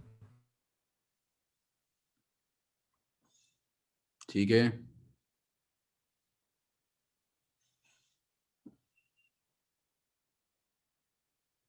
कोई doubt किसी को? नहीं।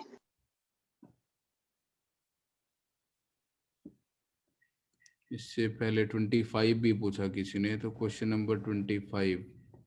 Sir 28। 25. A particle is moving in a circle of radius r such that at any instant the normal and the tangential components are equal. Normal and tangential components are equal. तो normal तो v² होता है, यानी tangential भी v² है। तो tangent acceleration को v² लिखो, उसको v dv/ds लिख के where ds is the distance travelled integrate कर लो।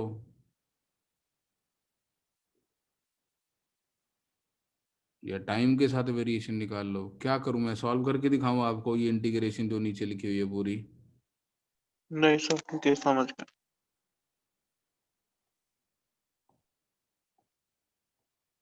इसके बाद 28th। हाँ सर। 28th में आपने मिस कर दिया होगा, जो फ्रिक्शनल फोर्स है उसकी वजह से जो हमारी ब्रैकेट है उसकी एक्सेलरेशन आपने अकाउंट में नहीं ली होगी। Bracket is place unconstrained on a smooth floor, तो ब्रैकेट पे एक फोर्स F लग रही होगी, और एक जब ये ब्लॉक इस ब्रैकेट पे स्लाइड कर रहा होगा तो ब्रैकेट पे भी फ्रिक्शनल फोर्स लगेगी। वो अकाउंट में लिए क्या? सर वो क्यों नहीं? क्योंकि मेरे को ब्रैकेट के रिलेटिव इसका मोशन देखना है, तो मेरे को ब्रैकेट के रिलेटिव एक्सेलरेशन चाहिए, तो ब्रैकेट के फ्रेम ऑफ रेफरेंस में जाना पड़ेगा। तो ब्रैकेट के फ्रेम ऑफ रेफरेंस में इस पे स्यूडो फोर्स लगानी होगी, और वो स्यूडो फोर्स के लिए मुझे ब्रैकेट की एब्सोल्यूट एक्सेलरेशन चाहिए होगी, मतलब ग्राउंड के रिस्पेक्ट में एक्सेलरेशन। हाँ ठीक है सर। सर 24 है। 24th।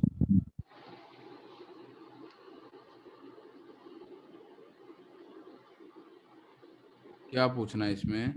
सर इसमें वेलोसिटी के मतलब जैसे फॉर फर्स्ट केस में ही वेलोसिटी के अगेंस्ट जो है वो म्यू के करेगा, और उसको सेम डायरेक्शन में एक्सेलरेट करने के लिए हम म्यूएस यूज करेंगे ना?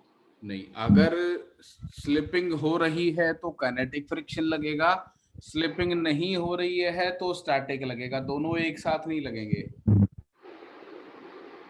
तो बट वेलोसिटी के अपोज में लगेगा या फिर वो एक्सेलरेट करे उस रिलेटिव वेलोसिटी के ऑपोजिट लगता है अगर काइनेटिक फ्रिक्शन है तो, और अगर स्टैटिक फ्रिक्शन है तो जो स्लिप करवाने के लिए फोर्स रिस्पॉन्सिबल है, जो स्लिप करवाने की कोशिश कर रही है उसके ऑपोजिट, यानी स्यूडो फोर्स के ऑपोजिट।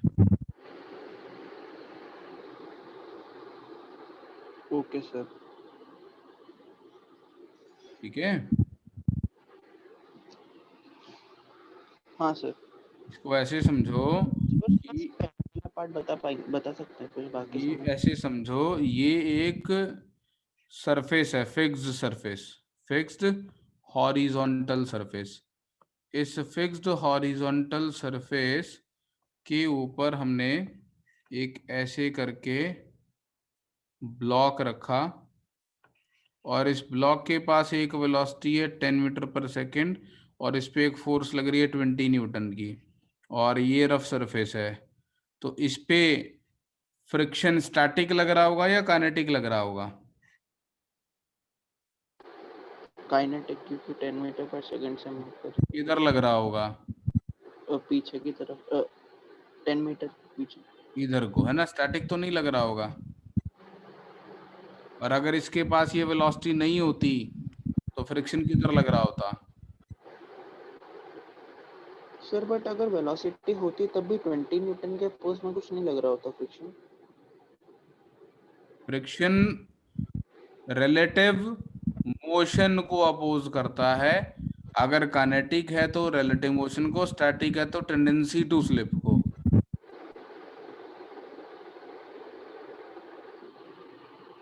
ठीक है, हाँ सर, हाँ सर। तूने खुद ही बोला भी, तूने मेरे को आंसर भी दे दिया कि सर इधर लग रहा होगा, उसके बाद फिर तूने पूछना शुरू कर दिया कि सर इधर नहीं लग रहा होगा, या तो तू ये आंसर नहीं देता मेरे को। नहीं सर, अब मुझे कंफ्यूजन हो रहा है थोड़ा सा, बट ठीक है। हाँ कंफ्यूजन क्यों हो रहा है बेटे? काइनेटिक फ्रिक्शन रिलेटिव वेलोसिटी के ऑपोजिट लगता है, बस इतनी सी बात आपको याद रखनी है। और ये तो फैक्ट है ना, काइनेटिक हाँ फ्रिक्शन सर, हाँ वेलोसिटी रिलेटिव वेलोसिटी के ऑपोजिट लगता है। हाँ सर, मतलब उस इंस्टेंट पे उन्हें जो मतलब वेलोसिटी दी है वो किसी हाँ, बताई होगी तो उसके अपोजिट 20 न्यूटन ये डिसाइड करेगी कि थोड़ी देर के बाद इसकी वेलोसिटी किधर होगी। हाँ सर, हाँ सर, हाँ सर, अकॉर्डिंगली फ्रिक्शन की डायरेक्शन बदल जाएगी। हाँ सर, बट उस टाइम इंस्टेंट पे तो 10 मीटर के बिल्कुल, अब ठीक है, अब सही सोच रहा था। चलो और बोलो, और कौन सा पूछना रह गया? लास्ट क्या था किसी ने? क्या दिक्कत है लास्ट वाले में? सर इसमें जो टेंजेंशियल कंपोनेंट है फोर्स का, उसका क्या हो रहा होगा?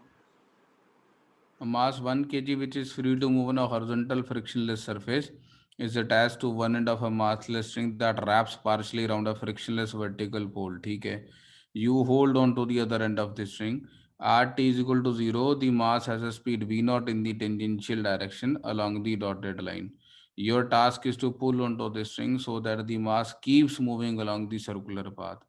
If at any instant t force applied is 2 Newton, then find out the centripetal acceleration. तो क्या उसकी स्पीड नहीं बढ़ रही होगी क्या?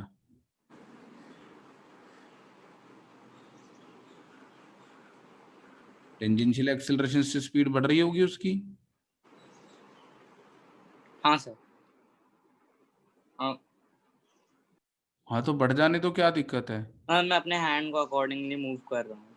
हाँ, पर आपको फोर्स कांस्टेंट लगा के रखनी है। आपको उसके लिए अपने हाथ को एक इंक्रीजिंग स्पीड से मूव करना पड़ेगा अगर आप कांस्टेंट फोर्स ऑफ 2 न्यूटन लगाना चाहते हैं तो। मतलब वो वाला पार्ट, ये क्वेश्चन तो ठीक है, वो वाला पार्ट सॉल्व कर सकते हैं क्योंकि हैंड कैसे मूव करना चाहिए। जैसे एम मूव कर रहा होगा वैसे ही, if the rope always remains taut, if the rope always remains taut, तो जो जैसे जैसे एम मूव कर रहा होगा वैसे वैसे नहीं आपका हैंड मूव कर रहा होगा, कोई अलग थोड़ा होगा। अच्छा, कंस्ट्रेंट है ना, आपका हाथ भी तो सर्कल में ही मूव कर रहा होगा ना। You want to maintain this thing ना, you always want it to be touching that pole.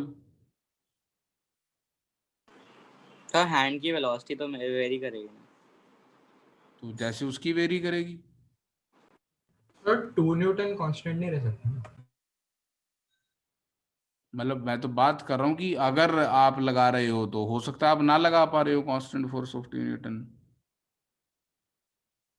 इसने तो आपको ये डेटा दे दिया कि किसी इंस्टेंट पे अगर आपकी अप्लाइड फोर्स 2 न्यूटन है तो क्या होगा। इसमें हाँ, आप हाँ, हाँ। इस डेटा से आप क्या निकाल पा रहे हो? इस डेटा से आप ये निकाल पा रहे हो कि ये एंगल कितना है, राइट? ये कैपिटल सही आर है, है, हो गया था। ये स्मॉल आर है, तो ये एंगल निकल गया। तो इस पे ऐसे क्वेश्चन आपने में तो प्रॉब्लम नहीं है।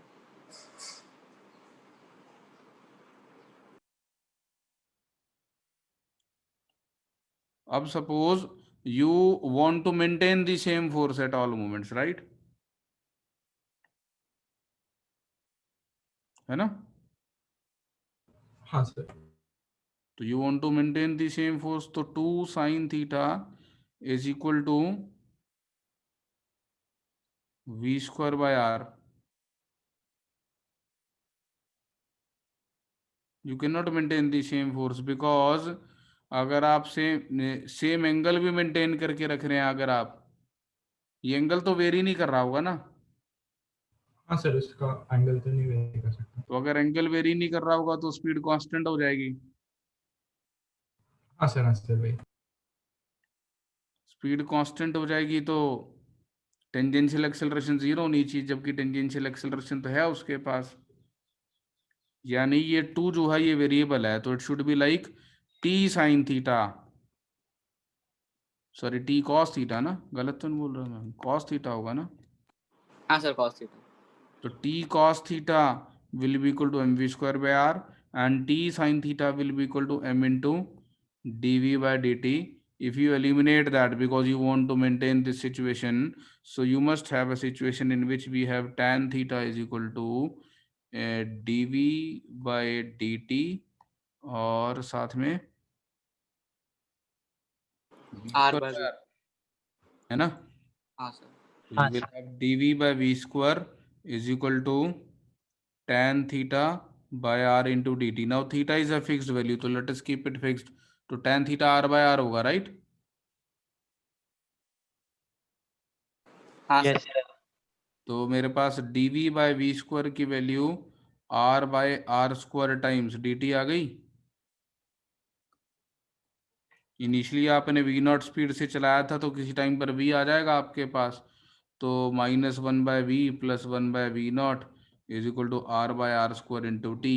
यहाँ से v आपका टाइम का फंक्शन आ गया, v आपका टाइम का फंक्शन आ गया तो आपकी अप्लाइड फोर्स भी टाइम का फंक्शन आ गई। हाँ सर ठीक है। नाउ समझ वेयर इज योर हैंड, तो your hand is at this distance.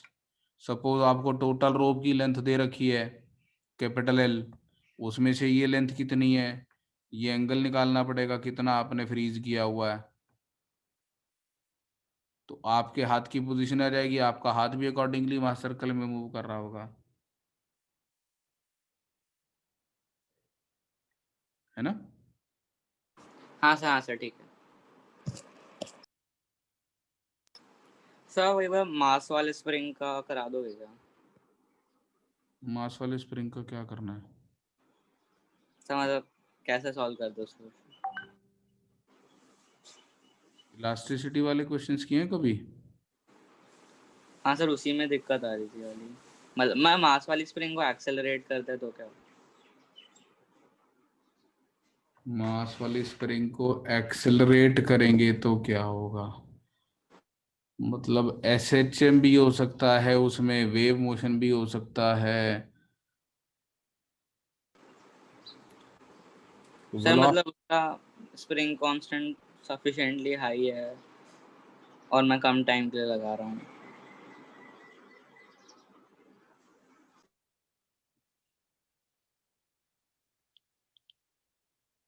तो ये एक मैसिव रोप है,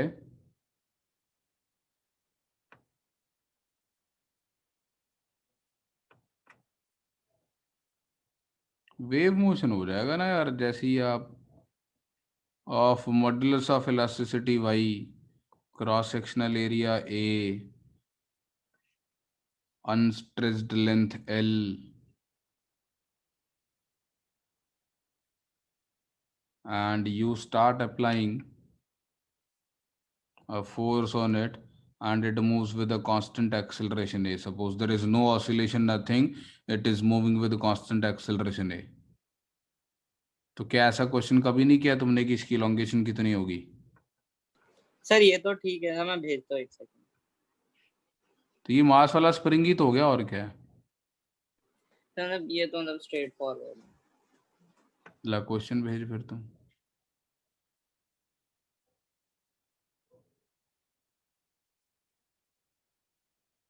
हाँ मुझे 1-2 मिनट लगेंगे। चलो ठीक है, कोई बात नहीं। तब तक और किसी को कुछ पूछना है? लॉज ऑफ मोशन में और कोई पर्टिकुलर वैरायटी जिसमें आप लोग कुछ जानना चाहते हो?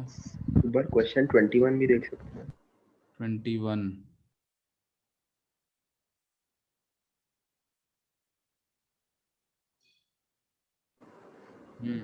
हाँ सर, इसमें मतलब मेरे को मैक्सिमम एक्सेलरेशन आ गया था, लेकिन वो what can not be a possible value, slab का नहीं समझ में आ रहा। स्लैब की acceleration, what cannot be a possible value of the acceleration of the slab? Friction के बारे में कुछ नहीं बता रखा ना, हाँ ऊपर वाले ब्लॉक का वेट दे रखा है, 10 kilo. so there is a possibility that there is no slipping between them. हाँ इसको ऐसे करना, इसको मुझे जो दिमाग में आता है मैं इसको लिखूंगा ऐसे कि इस पे पीछे एफएस लग रहा होगा स्लैब पे, और स्लैब के लिए इक्वेशन लिखूंगा। हाँ अब FS has to be less than equal to mu N. FS की वैल्यू कितनी है, 100 minus 10a less than equal to mu N.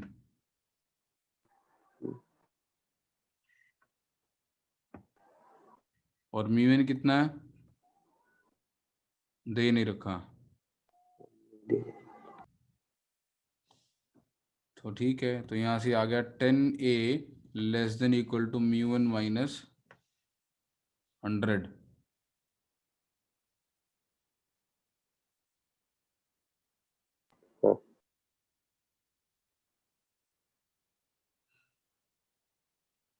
नहीं, यहाँ पे माइनस था ना, माइनस आ गया, तो मेरे पास आ गया 10a greater than equal to 100 minus mu N, है ना।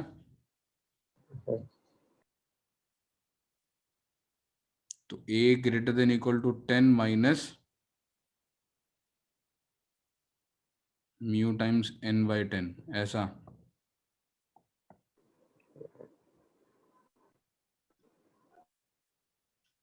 ऐसे तो कुछ समझ में नहीं आ रहा मेरे को। मैं एक्सट्रीम केसेस ले लेता हूँ कि फ्रिक्शन 0 है तो क्या होगा, फ्रिक्शन 0 है तो उसकी acceleration 10 metre per second square आएगी, अदरवाइज उससे कम आएगी। सर सर इसमें बस वो चेक कर देने से हो जाएगा ना कि जिस ब्लॉक पे फोर्स नहीं लग रहा वो दूसरे ब्लॉक से कम में ही एक्सेलरेट कर सकता है या फिर equal?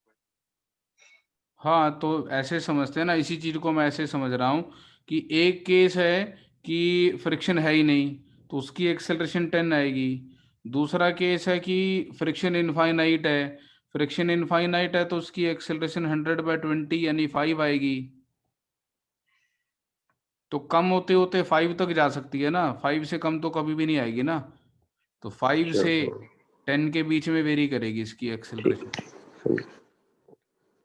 ये पता नहीं मैंने यहाँ कुछ जल्दी में क्या लिखा है। ठीक है, ठीक है सर। हाँ अच्छा मैंने भेजा।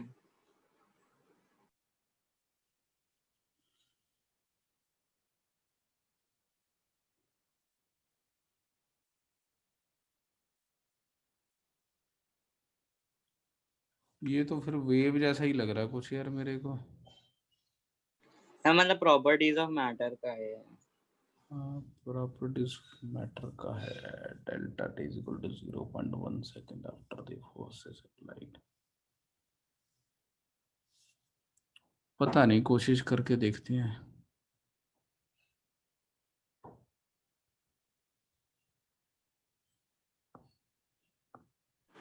सर वो उसमें प्रॉपर्टीज ऑफ मैटर में मुझे थोड़ी दिक्कत है।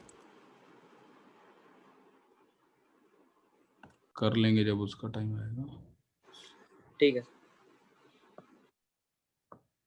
क्वेश्चन तो कुछ ऐसा ही है लेकिन थोड़ा सा इससे डरावना है जो मैं पूछ रहा था।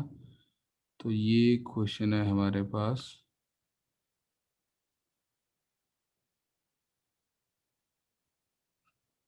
क्वेश्चन ऐसा ही है कुछ जो मैंने पूछा था, बट उसमें उसकी पिक्चर को थोड़ा सा ऐसे प्रेजेंट किया गया कि ये एक एल लेंथ की वायर है और ये एक स्मूथ सरफेस पे रखी हुई है। सर आपका स्क्रीन नहीं दिख रहा। अभी दिख रही है। हाँ तो सर। एक वायर है, इसकी लेंथ दे रखी है और इसका क्रॉस सेक्शनल एरिया दे रखा है और यंग्स मॉडुलस y दे रखा है, इसके मटेरियल की डेंसिटी दे रखी है और इसको एक स्ट्रेट हॉरिजॉन्टल फ्लोर पे रखा गया है और इसके इस एंड पे एक कांस्टेंट फोर्स F लगाई गई है at t is equal to 0, और आपसे ये हमारा AB एंड हो गया और ये CD हो गया हमारा फेस। तो जिस एंड पे फोर्स लगाई गई है उसकी डिस्प्लेसमेंट बतानी है at delta t is equal to 0.1 second. तो बेसिकली डेल्टा टी टाइम के बाद डेल्टा टी गिवन है आपको, और डेल्टा टी टाइम के बाद अपने को इसके CD की डिस्प्लेसमेंट बतानी है कितनी होगी। अच्छा ठीक है, 2 मिनट का टाइम दो, पेशेंस के साथ सोचते हैं इसको बैठ के क्या हो रहा होगा।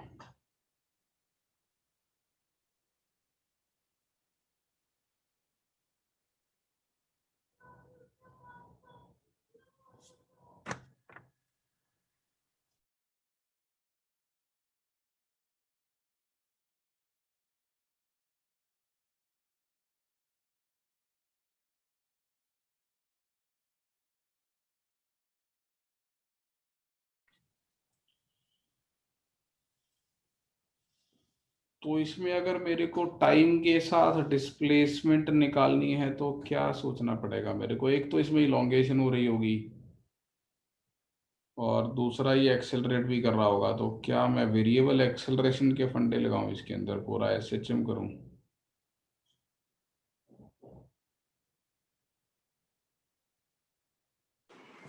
सर इसमें ऐसा कुछ होगा कि कोई एक पॉइंट इफेक्टिवली मतलब एलोंगेट नहीं होगा, एक पॉइंट इफेक्टिवली अब ऐसे सेंटर ऑफ मास टाइप कुछ, वो बस एक्सेलरेट ही कर रहा होगा आगे, बस उसका मोशन सिर्फ F की वजह से होगा उस पॉइंट का, और उस पॉइंट के और सारे पॉइंट्स एलोंगेट कर रहे होंगे, ऐसा कुछ। तो इसके सेंटर ऑफ मास के फ्रेम में आ जाते हैं, तो सेंटर ऑफ मास की एक्सेलरेशन F/m होगी, तो डेल्टा टी टाइम में centre of mass half F/m into delta T square displace हो गया होगा। ठीक है, और अब हम सेंटर ऑफ मास के फ्रेम ऑफ रेफरेंस में अगर आ जाएं तो क्या हो रहा होगा? तो सेंटर ऑफ मास के फ्रेम ऑफ रेफरेंस में हर एक एलिमेंट पे, हर डिफरेंशियल एलिमेंट पे एक ऐसे फोर्स लग रही होगी जिसकी वैल्यू उसका मास इंटू F/m होगी। तो वो तो एक यूनिफॉर्म ग्रेविटी जैसी चीज हो गई है ना। हाँ सेंटर ऑफ मास के फ्रेम ऑफ रेफरेंस में एक यूनिफॉर्म ग्रेविटी टाइप चीज दिखाई दे रही है, उसकी वजह से तो कुछ होगा नहीं, ना इलोंगेशन होनी है ना कुछ होना है। अपार्ट फ्रॉम दैट एक रियल फोर्स इस एलिमेंट पे लग रही होगी F, तो इस एलिमेंट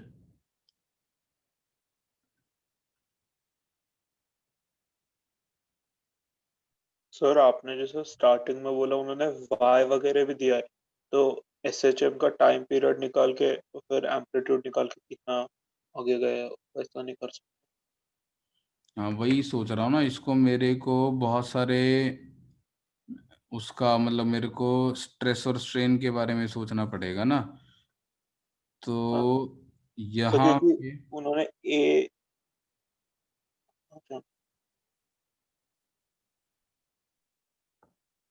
तो ये इनिशियली L/2 डिस्टेंस पे था, ठीक है।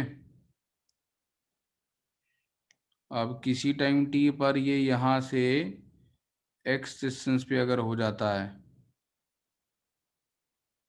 तो वहां पे स्ट्रेस कितना लग रहा होगा वो निकालूं मैं, मुझे सर नहीं, इसकी। मैं पूछ रहा था कि इसमें फिर मैं सेंटर ऑफ मास ही वो पॉइंट होगा जो इफेक्टिवली एलोंगेट नहीं करेगा, फिर कोई और पॉइंट होगा? इलोंगेट नहीं करेगा मतलब? सर मतलब उसके फ्रेम में ही सब लोग एलोंगेट कर रहे होंगे और मैं देख सकता हूँ उसके फ्रेम, अच्छा वो तो हर पॉइंट के लिए कर सकता हूँ।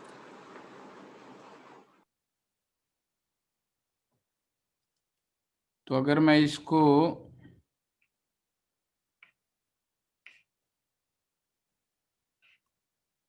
ऐसे बना हुआ मान लूं,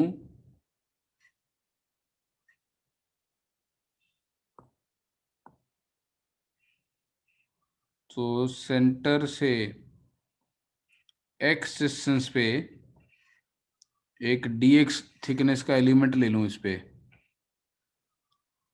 ये हमारा बार है, ये इसका सेंटर ऑफ मास है, इससे x डिस्टेंस पे एक डिफरेंशियल एलिमेंट ले लिया मैंने जिसकी थिकनेस dx है। ये इनिशियली x डिस्टेंस पे था,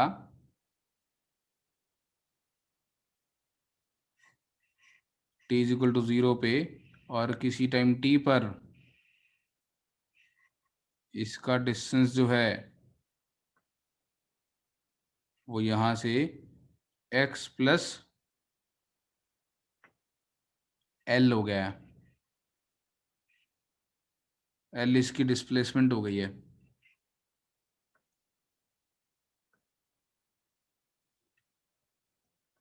और वो जो x प्लस डी एक्स पे सेक्शन था वो x plus D x plus D L आगे चला गया होगा, मतलब ये एलिमेंट की लेंथ अब डी एक्स से बढ़ के D x plus D L हो गई होगी। इस मोमेंट पे यहाँ पर टेंशन t है और यहाँ पर t प्लस डी टी है, ठीक है।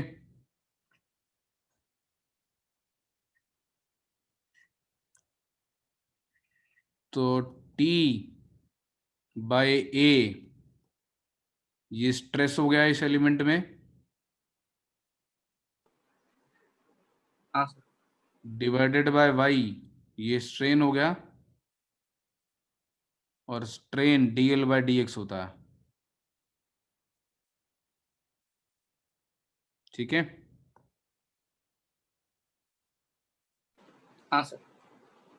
तो dl की वैल्यू आ गई मेरे पास t बाय ए वाई टाइम्स dx, और इसकी जो एक्सिलरेशन होगी इस डिफरेंशियल एलिमेंट की वो dt, नेट फोर्सेस पे dt लग रही होगी, इधर मैंने टेंशन t मानी है, यहाँ पे t प्लस dt मानी है, तो इसकी एक्सिलरेशन हो जाएगी dt बाय dm।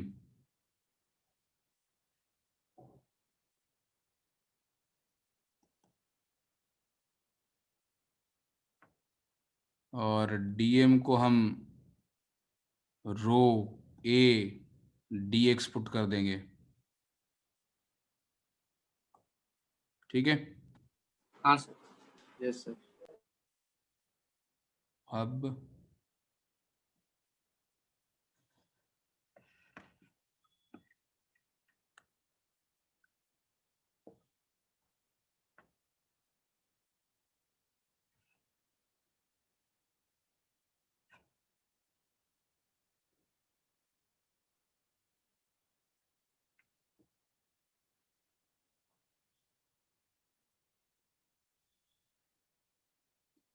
ठीक है, तो इसको अभी एक बार और डिफरेंशिएट कर दो,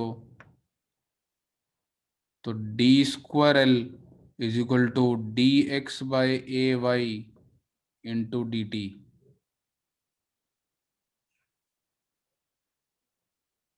डी एक्स वेरिएबल नहीं है, डी एक्स एक फिक्स क्वांटिटी है, ठीक है। हाँ सर। यहाँ पे पुट कर देते हैं, तो बेसिकली तो वो वेव वेलोसिटी प्रूव कर दे रहा हूँ मैं पूरी, और क्या प्रूव कर रहा हूँ इसमें मैं। सर उसे ऐसा नहीं ट्राई कर सकते कि डिफरेंशियल लेने से पूरी मतलब जो रॉड है उसका एक एंड फिक्स्ड मान के,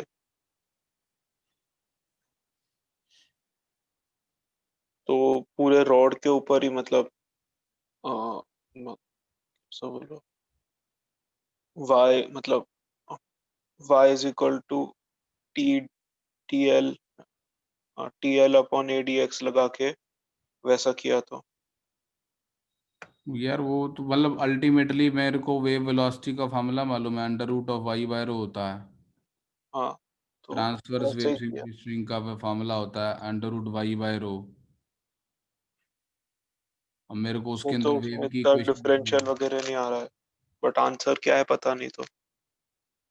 तो वेव की इक्वेशन लिखनी एक ही बात होगी ना। बेसिकली मैं पूरे एलिमेंट्री प्रोसेस से एक वेव की इक्वेशन डराइव कर रहा हूँ, इस बार में कितनी आएगी, यहाँ से ये डराइव हो जाएगा घूम फिर के। एक्सेलरेशन क्या होती है? D square l by d t square, right? और ये 1/ρ a D x into d T, और डी टी की वैल्यू कितनी है? D square L into A Y by d x. तो ये तो वही हो गया ना, बोलता रहा हूँ, ये वहाँ पहुँच जाऊँगा मैं। ये हो जाएगा Y by rho times d square l by d x square, और ये differential equation of a wave हो गई। और यहाँ से मैंने प्रूव कर दिया कि इसके अंदर वेव की velocity under root Y by rho आएगी।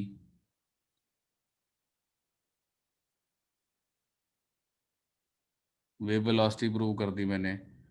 अब आगे सर हाँ, आपने वो dx के स्क्वायर को dx स्क्वायर लिखा है, तो वो नहीं लिख सकते ना सर? क्या मतलब? सर आपने वो रो a dx और फिर वो एक स्क्वायर का मतलब डी एक्स का स्क्वायर ही होता है। D square y by d x square में ये डी एक्स का स्क्वायर होता है, d x into d x. It is not d of x square.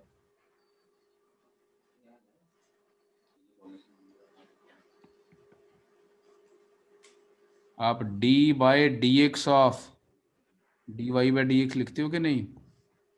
Sir या गलत लिखा मैंने कुछ?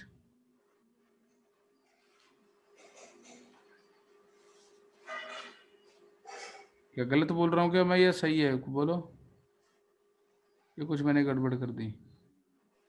सर वो d2l अपॉन dx 2 बार है तो स्क्वायर थोड़ी ना होगा सर, वो dx का स्क्वायर होगा, वो मतलब d ऑफ x स्क्वायर नहीं, dx का स्क्वायर होगा।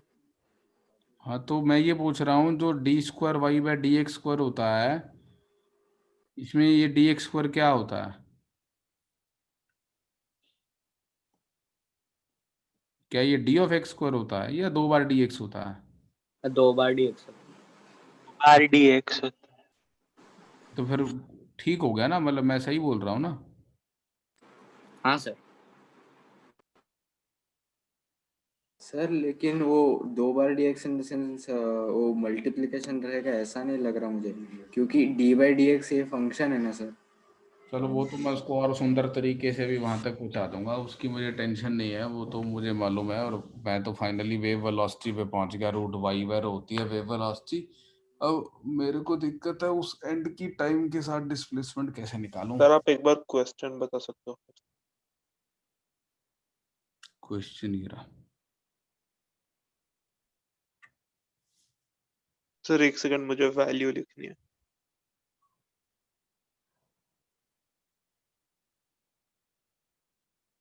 Sir answer f delta t by s into root rho y है। F delta t by s into rho y, root rho y।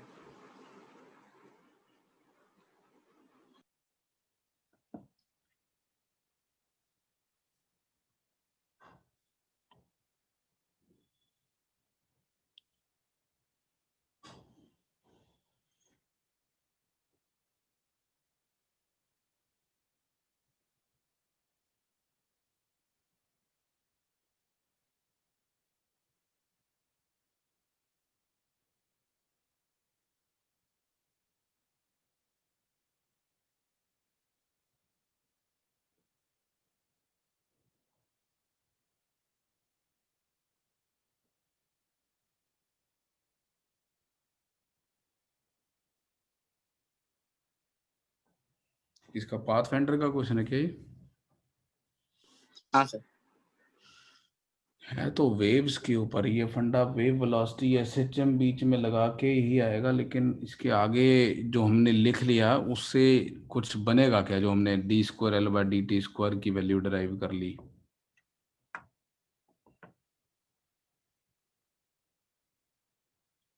Boundary condition लगा देते हैं।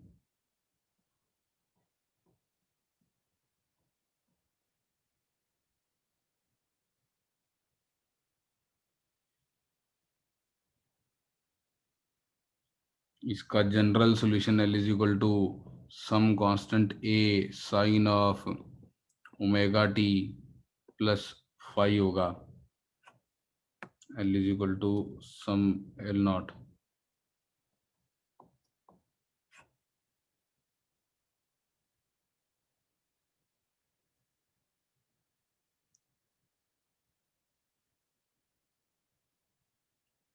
वेव वेलोसिटी किस order की आ रही है? Root Y by rho. Y कितना आपका 10⁻11, 2 into 10⁻11 divided by rho 8 into 10⁻3।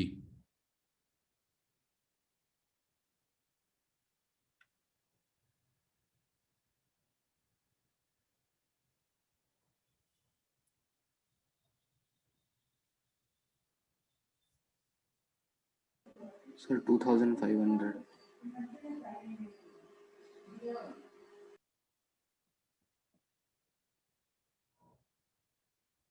800 metre travel करने में कितनी देर लगेगी इसको?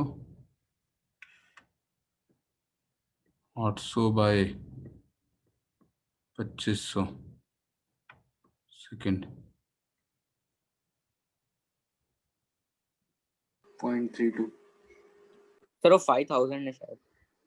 5000 आएंगे सर वो 5000 है रूट में। 500 हुआ या 5000 हुआ? 5000। 5000 सर 5000। 5000। 800 bye 5000, 8 bye 50।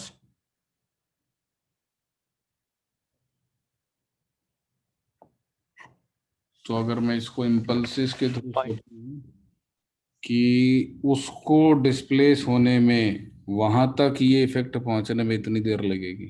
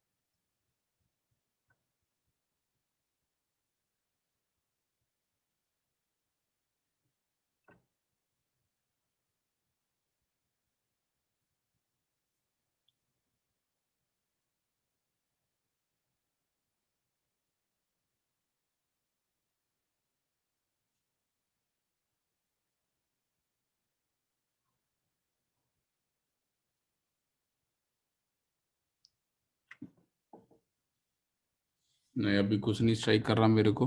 इसके आगे मेरा तो दिमाग बंद है। वेव मोशन से मैं रिलेट नहीं कर पा रहा। मैं इसको स्प्रिंग ब्लॉक सिस्टम के बारे में सोच रहा था कि अगर मैं ऐसे सोचूं कि दो मासिस हैं, पहले सिंपल एक सिचुएशन M1 M2 और उनके बीच में के क्या इसमें इसमें तो निकल जाता अगर तीन मासिस लगे हों ऐसे M1 M2 M3 और आप इस पे फोर्स लगाएं तो क्या आप ये निकाल सकते हैं कि पहले डेल्टा टाइम में ये कितना आगे जाएगा? मुझे तो नहीं लगता मैं सॉल्व कर सकता हूँ इस चीज़ को। कोई छोटा सा जुगाड़ लगेगा उसमें थॉट प्रोसेस में जो स्ट्राइक नहीं कर रहा।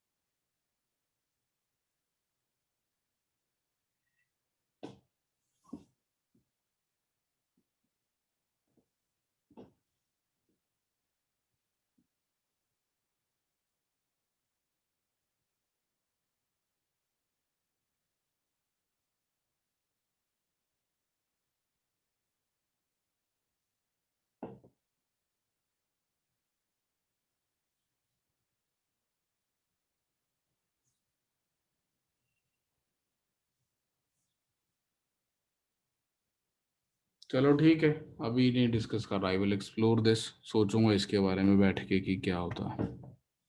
Live it. और टेस्ट पेपर में बोलो कोई रह गया? सर वो क्वेश्चन नंबर 4 को ग्राउंड फ्रेम में देखेंगे तो फोर्सेस को कैसे लिखेंगे? क्वेश्चन नंबर 4 4 को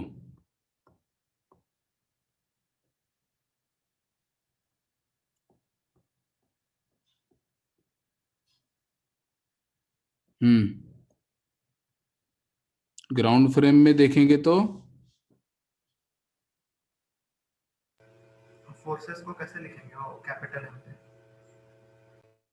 तो ग्राउंड फ्रेम में इसके ऊपर फोर्सेस क्या लग रही होंगी ये सोचनी पड़ेंगी आपको। तो कैपिटल एम पे ग्राउंड फ्रेम में जो फोर्सेस लग रही होंगी इन जनरल, वो एक नॉर्मल यहाँ से लग रहा होगा N1, एक नॉर्मल यहाँ से लग रहा होगा N2। There is a possibility of a normal here because contact है, पॉसिबिलिटी है, मुझे नहीं पता लग रहा होगा कि नहीं लग रहा होगा। और एक mg साइन थीटा ऐसे लग रहा होगा और एक mg कॉस थीटा ऐसे लग रहा होगा। ठीक है। सर और ए? और इसकी एक्सेलरेशन जो है वो ग्राउंड फ्रेम में इन जनरल दो वैल्यूज हो सकती हैं उसकी, ax और ay। अब ax और ay के लिए आप एक तो f is equal to M A लगा सकते हो, तो you can write mg sine theta plus n3 is equal to m into ax। और आप लिख सकते हो mg cos theta plus n1 minus n2 is equal to m into ay। Sir sir हम n3 को वैसे ही जीरो नहीं कह पाएंगे क्या? तो जैसे आप हमने ब्लॉक वाला केसेस पढ़ा था। यार वो ग्राउंड फ्रेम में चाह रहा है ना, तो ग्राउंड उसके फ्रेम में जाके देख रहा था कि n3 0 आएगा, ग्राउंड फ्रेम में तो मेरे को निकालना पड़ेगा 0 आएगा, इसलिए मैंने मान लिया। क्योंकि अगर डायरेक्ट दोनों को छोड़ा होता तो सेम ही एक्सेलरेशन से ट्रैवल कर होते। उसका भी एफडी बना लेते हैं अब।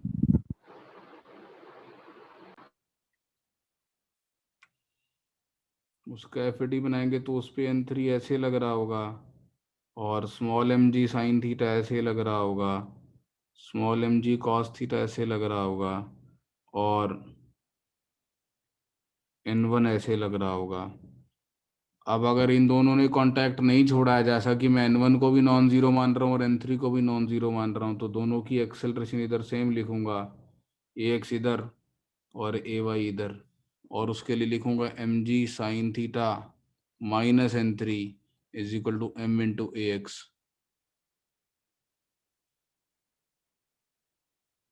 ठीक है ना। अब इन दोनों को अगर मैं ऐड कर दूंगा तो मेरे पास आ जाएगा कि ax की वैल्यू g साइन थीटा आएगी और वहां से प्रूव हो जाएगा कि n3 0 आएगा।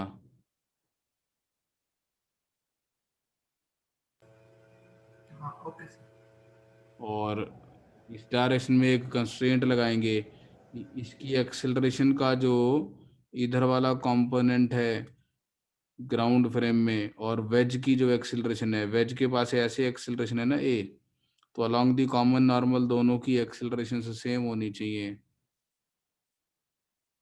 तो वेज की एक्सेलरेशन ए के दो कंपोनेंट बनेंगे, ए साइन थीटा और ए कॉस थीटा। तो पहली बात तो इसकी एक्सेलरेशन ए वाई मुझे इधर माननी चाहिए, या इधर भी मान लूंगा तो चलेगा। रिलेटिव एक्सेलरेशन जो है वो इस डायरेक्शन में होनी चाहिए, इस डायरेक्शन में नहीं होनी चाहिए। तो इस डायरेक्शन में रिलेटिव एक्सेलरेशन 0 होनी चाहिए। तो इसका मतलब इसका मेरे को ए वाई उधर की तरफ मानना पड़ेगा कुछ, ये इधर नहीं मान सकता मैं। और यहाँ पे इक्वेशन को माइनस दिस प्लस दिस कर देता हूँ और ए वाई की वैल्यू ए साइन थीटा के बराबर कर देता हूँ। ठीक है। Now you can solve it. Okay sir. इसका भी ए वाई इधर लिखना पड़ेगा। हाँ सॉल्व करूँ। और बोलो। सर सर इलेक्ट्रिसिटी में बस एक जनरल डाउट था। हाँ बोल। सर अगर अनबैलेंस व्हीटस्टोन ब्रिज है तो उसको सॉल्व करने का सर शॉर्टर मेथड क्या है, मतलब इक्वेशन के बिना? नोडल एनालिसिस से कर सकते हैं ना, जिसमें हम पोटेंशियल्स पहले डिस्ट्रीब्यूट कर लेते हैं। सर मैंने देखा तो उसमें एक स्टार डेल्टा ट्रांसफॉर्मेशन कुछ लिख के आया था। मुझे आती नहीं वो स्टार डेल्टा ट्रांसफॉर्मेशन, आपको याद करनी है आप याद कर लो, but it is not a shorter method. वो स्पेशल केसेस में होती है। नहीं, star delta method is not a shorter method. Shorter method कहाँ है वो? स्टार डेल्टा मेथड का तुमने रिजल्ट याद कर लिया ना कि स्टार को डेल्टा में कैसे कन्वर्ट करते हो और डेल्टा को स्टार में कैसे कन्वर्ट करते हो, उसका फॉर्मूला रट्टा मारना पड़ेगा आपको। चलो ज्यादा फर्क नहीं पड़ता उससे, सेम टाइम ऑलमोस्ट। मेरे को बोलने तो दे, तो उससे तो अनबैलेंस व्हीटस्टोन ब्रिज का फॉर्मूला ही रट लो तुम, वही लिख के दिया होता बुक्स में। Star delta method is again a transformation in which you need to cram the results. Okay sir. तो तू घुमा के क्यों पूछता है? तू मेरे से सीधा पूछ कि सर स्टार डेल्टा मेथड होता है, पढ़ना है या नहीं पढ़ना है। तू मेरे से पूछ रहा सर व्हीटस्टोन ब्रिज का कोई तरीका है क्या, और फिर मैंने बोला नहीं, तो तू कह रहा सर स्टार डेल्टा मेथड होता है एक। Why don't you ask straight forward कि सर स्टार डेल्टा मेथड क्या होता है, पढ़ना है कि नहीं पढ़ना है? क्यों भाई? सर मतलब वही होता है ना कि आप बस एक बार कंफर्म कर सकते हैं कि उसमें थोड़ा कंफ्यूजन था कि डेल्टा टू स्टार आता ही नहीं स्टार डेल्टा मेथड। मेरी पहली लाइन क्या थी? मुझे नहीं आता स्टार डेल्टा मेथड, मैंने कभी उसके रिजल्ट्स याद नहीं किए और वो काम का नहीं है आपके। अच्छा ठीक है सर। है ना? हाँ सर। तो जो चीजें आती हैं जो स्टैंडर्ड सिलेबस में बेटे पहले वो पढ़ रहे। कहाँ पढ़ रही है तूने स्टार डेल्टा मेथड? सर ये मैंने एक्चुअली नेट पे सर्च किया था कि shorter method for solving Wheatstone bridge. क्यों तू क्यों जरूरत क्या है तेरे को उसकी? तेरे को कभी क्वेश्चन आया इतने, मतलब जब से तू एग्जाम दे रहा, कभी अनबैलेंस व्हीटस्टोन ब्रिज पे क्वेश्चन आया तेरे पास? मतलब एक आध ऐसे टाइप का आया है सर, तो किरचॉफ लॉ से सॉल्व करो उसको, ज्यादा बजाय वो चीजें सीखने के पहले स्टैंडर्ड चीजें सॉल्व करनी सीखो बेटे।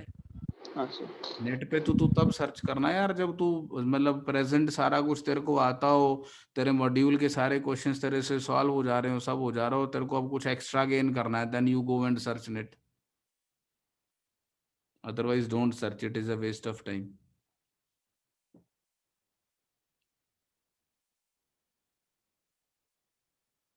सर हाँ जी।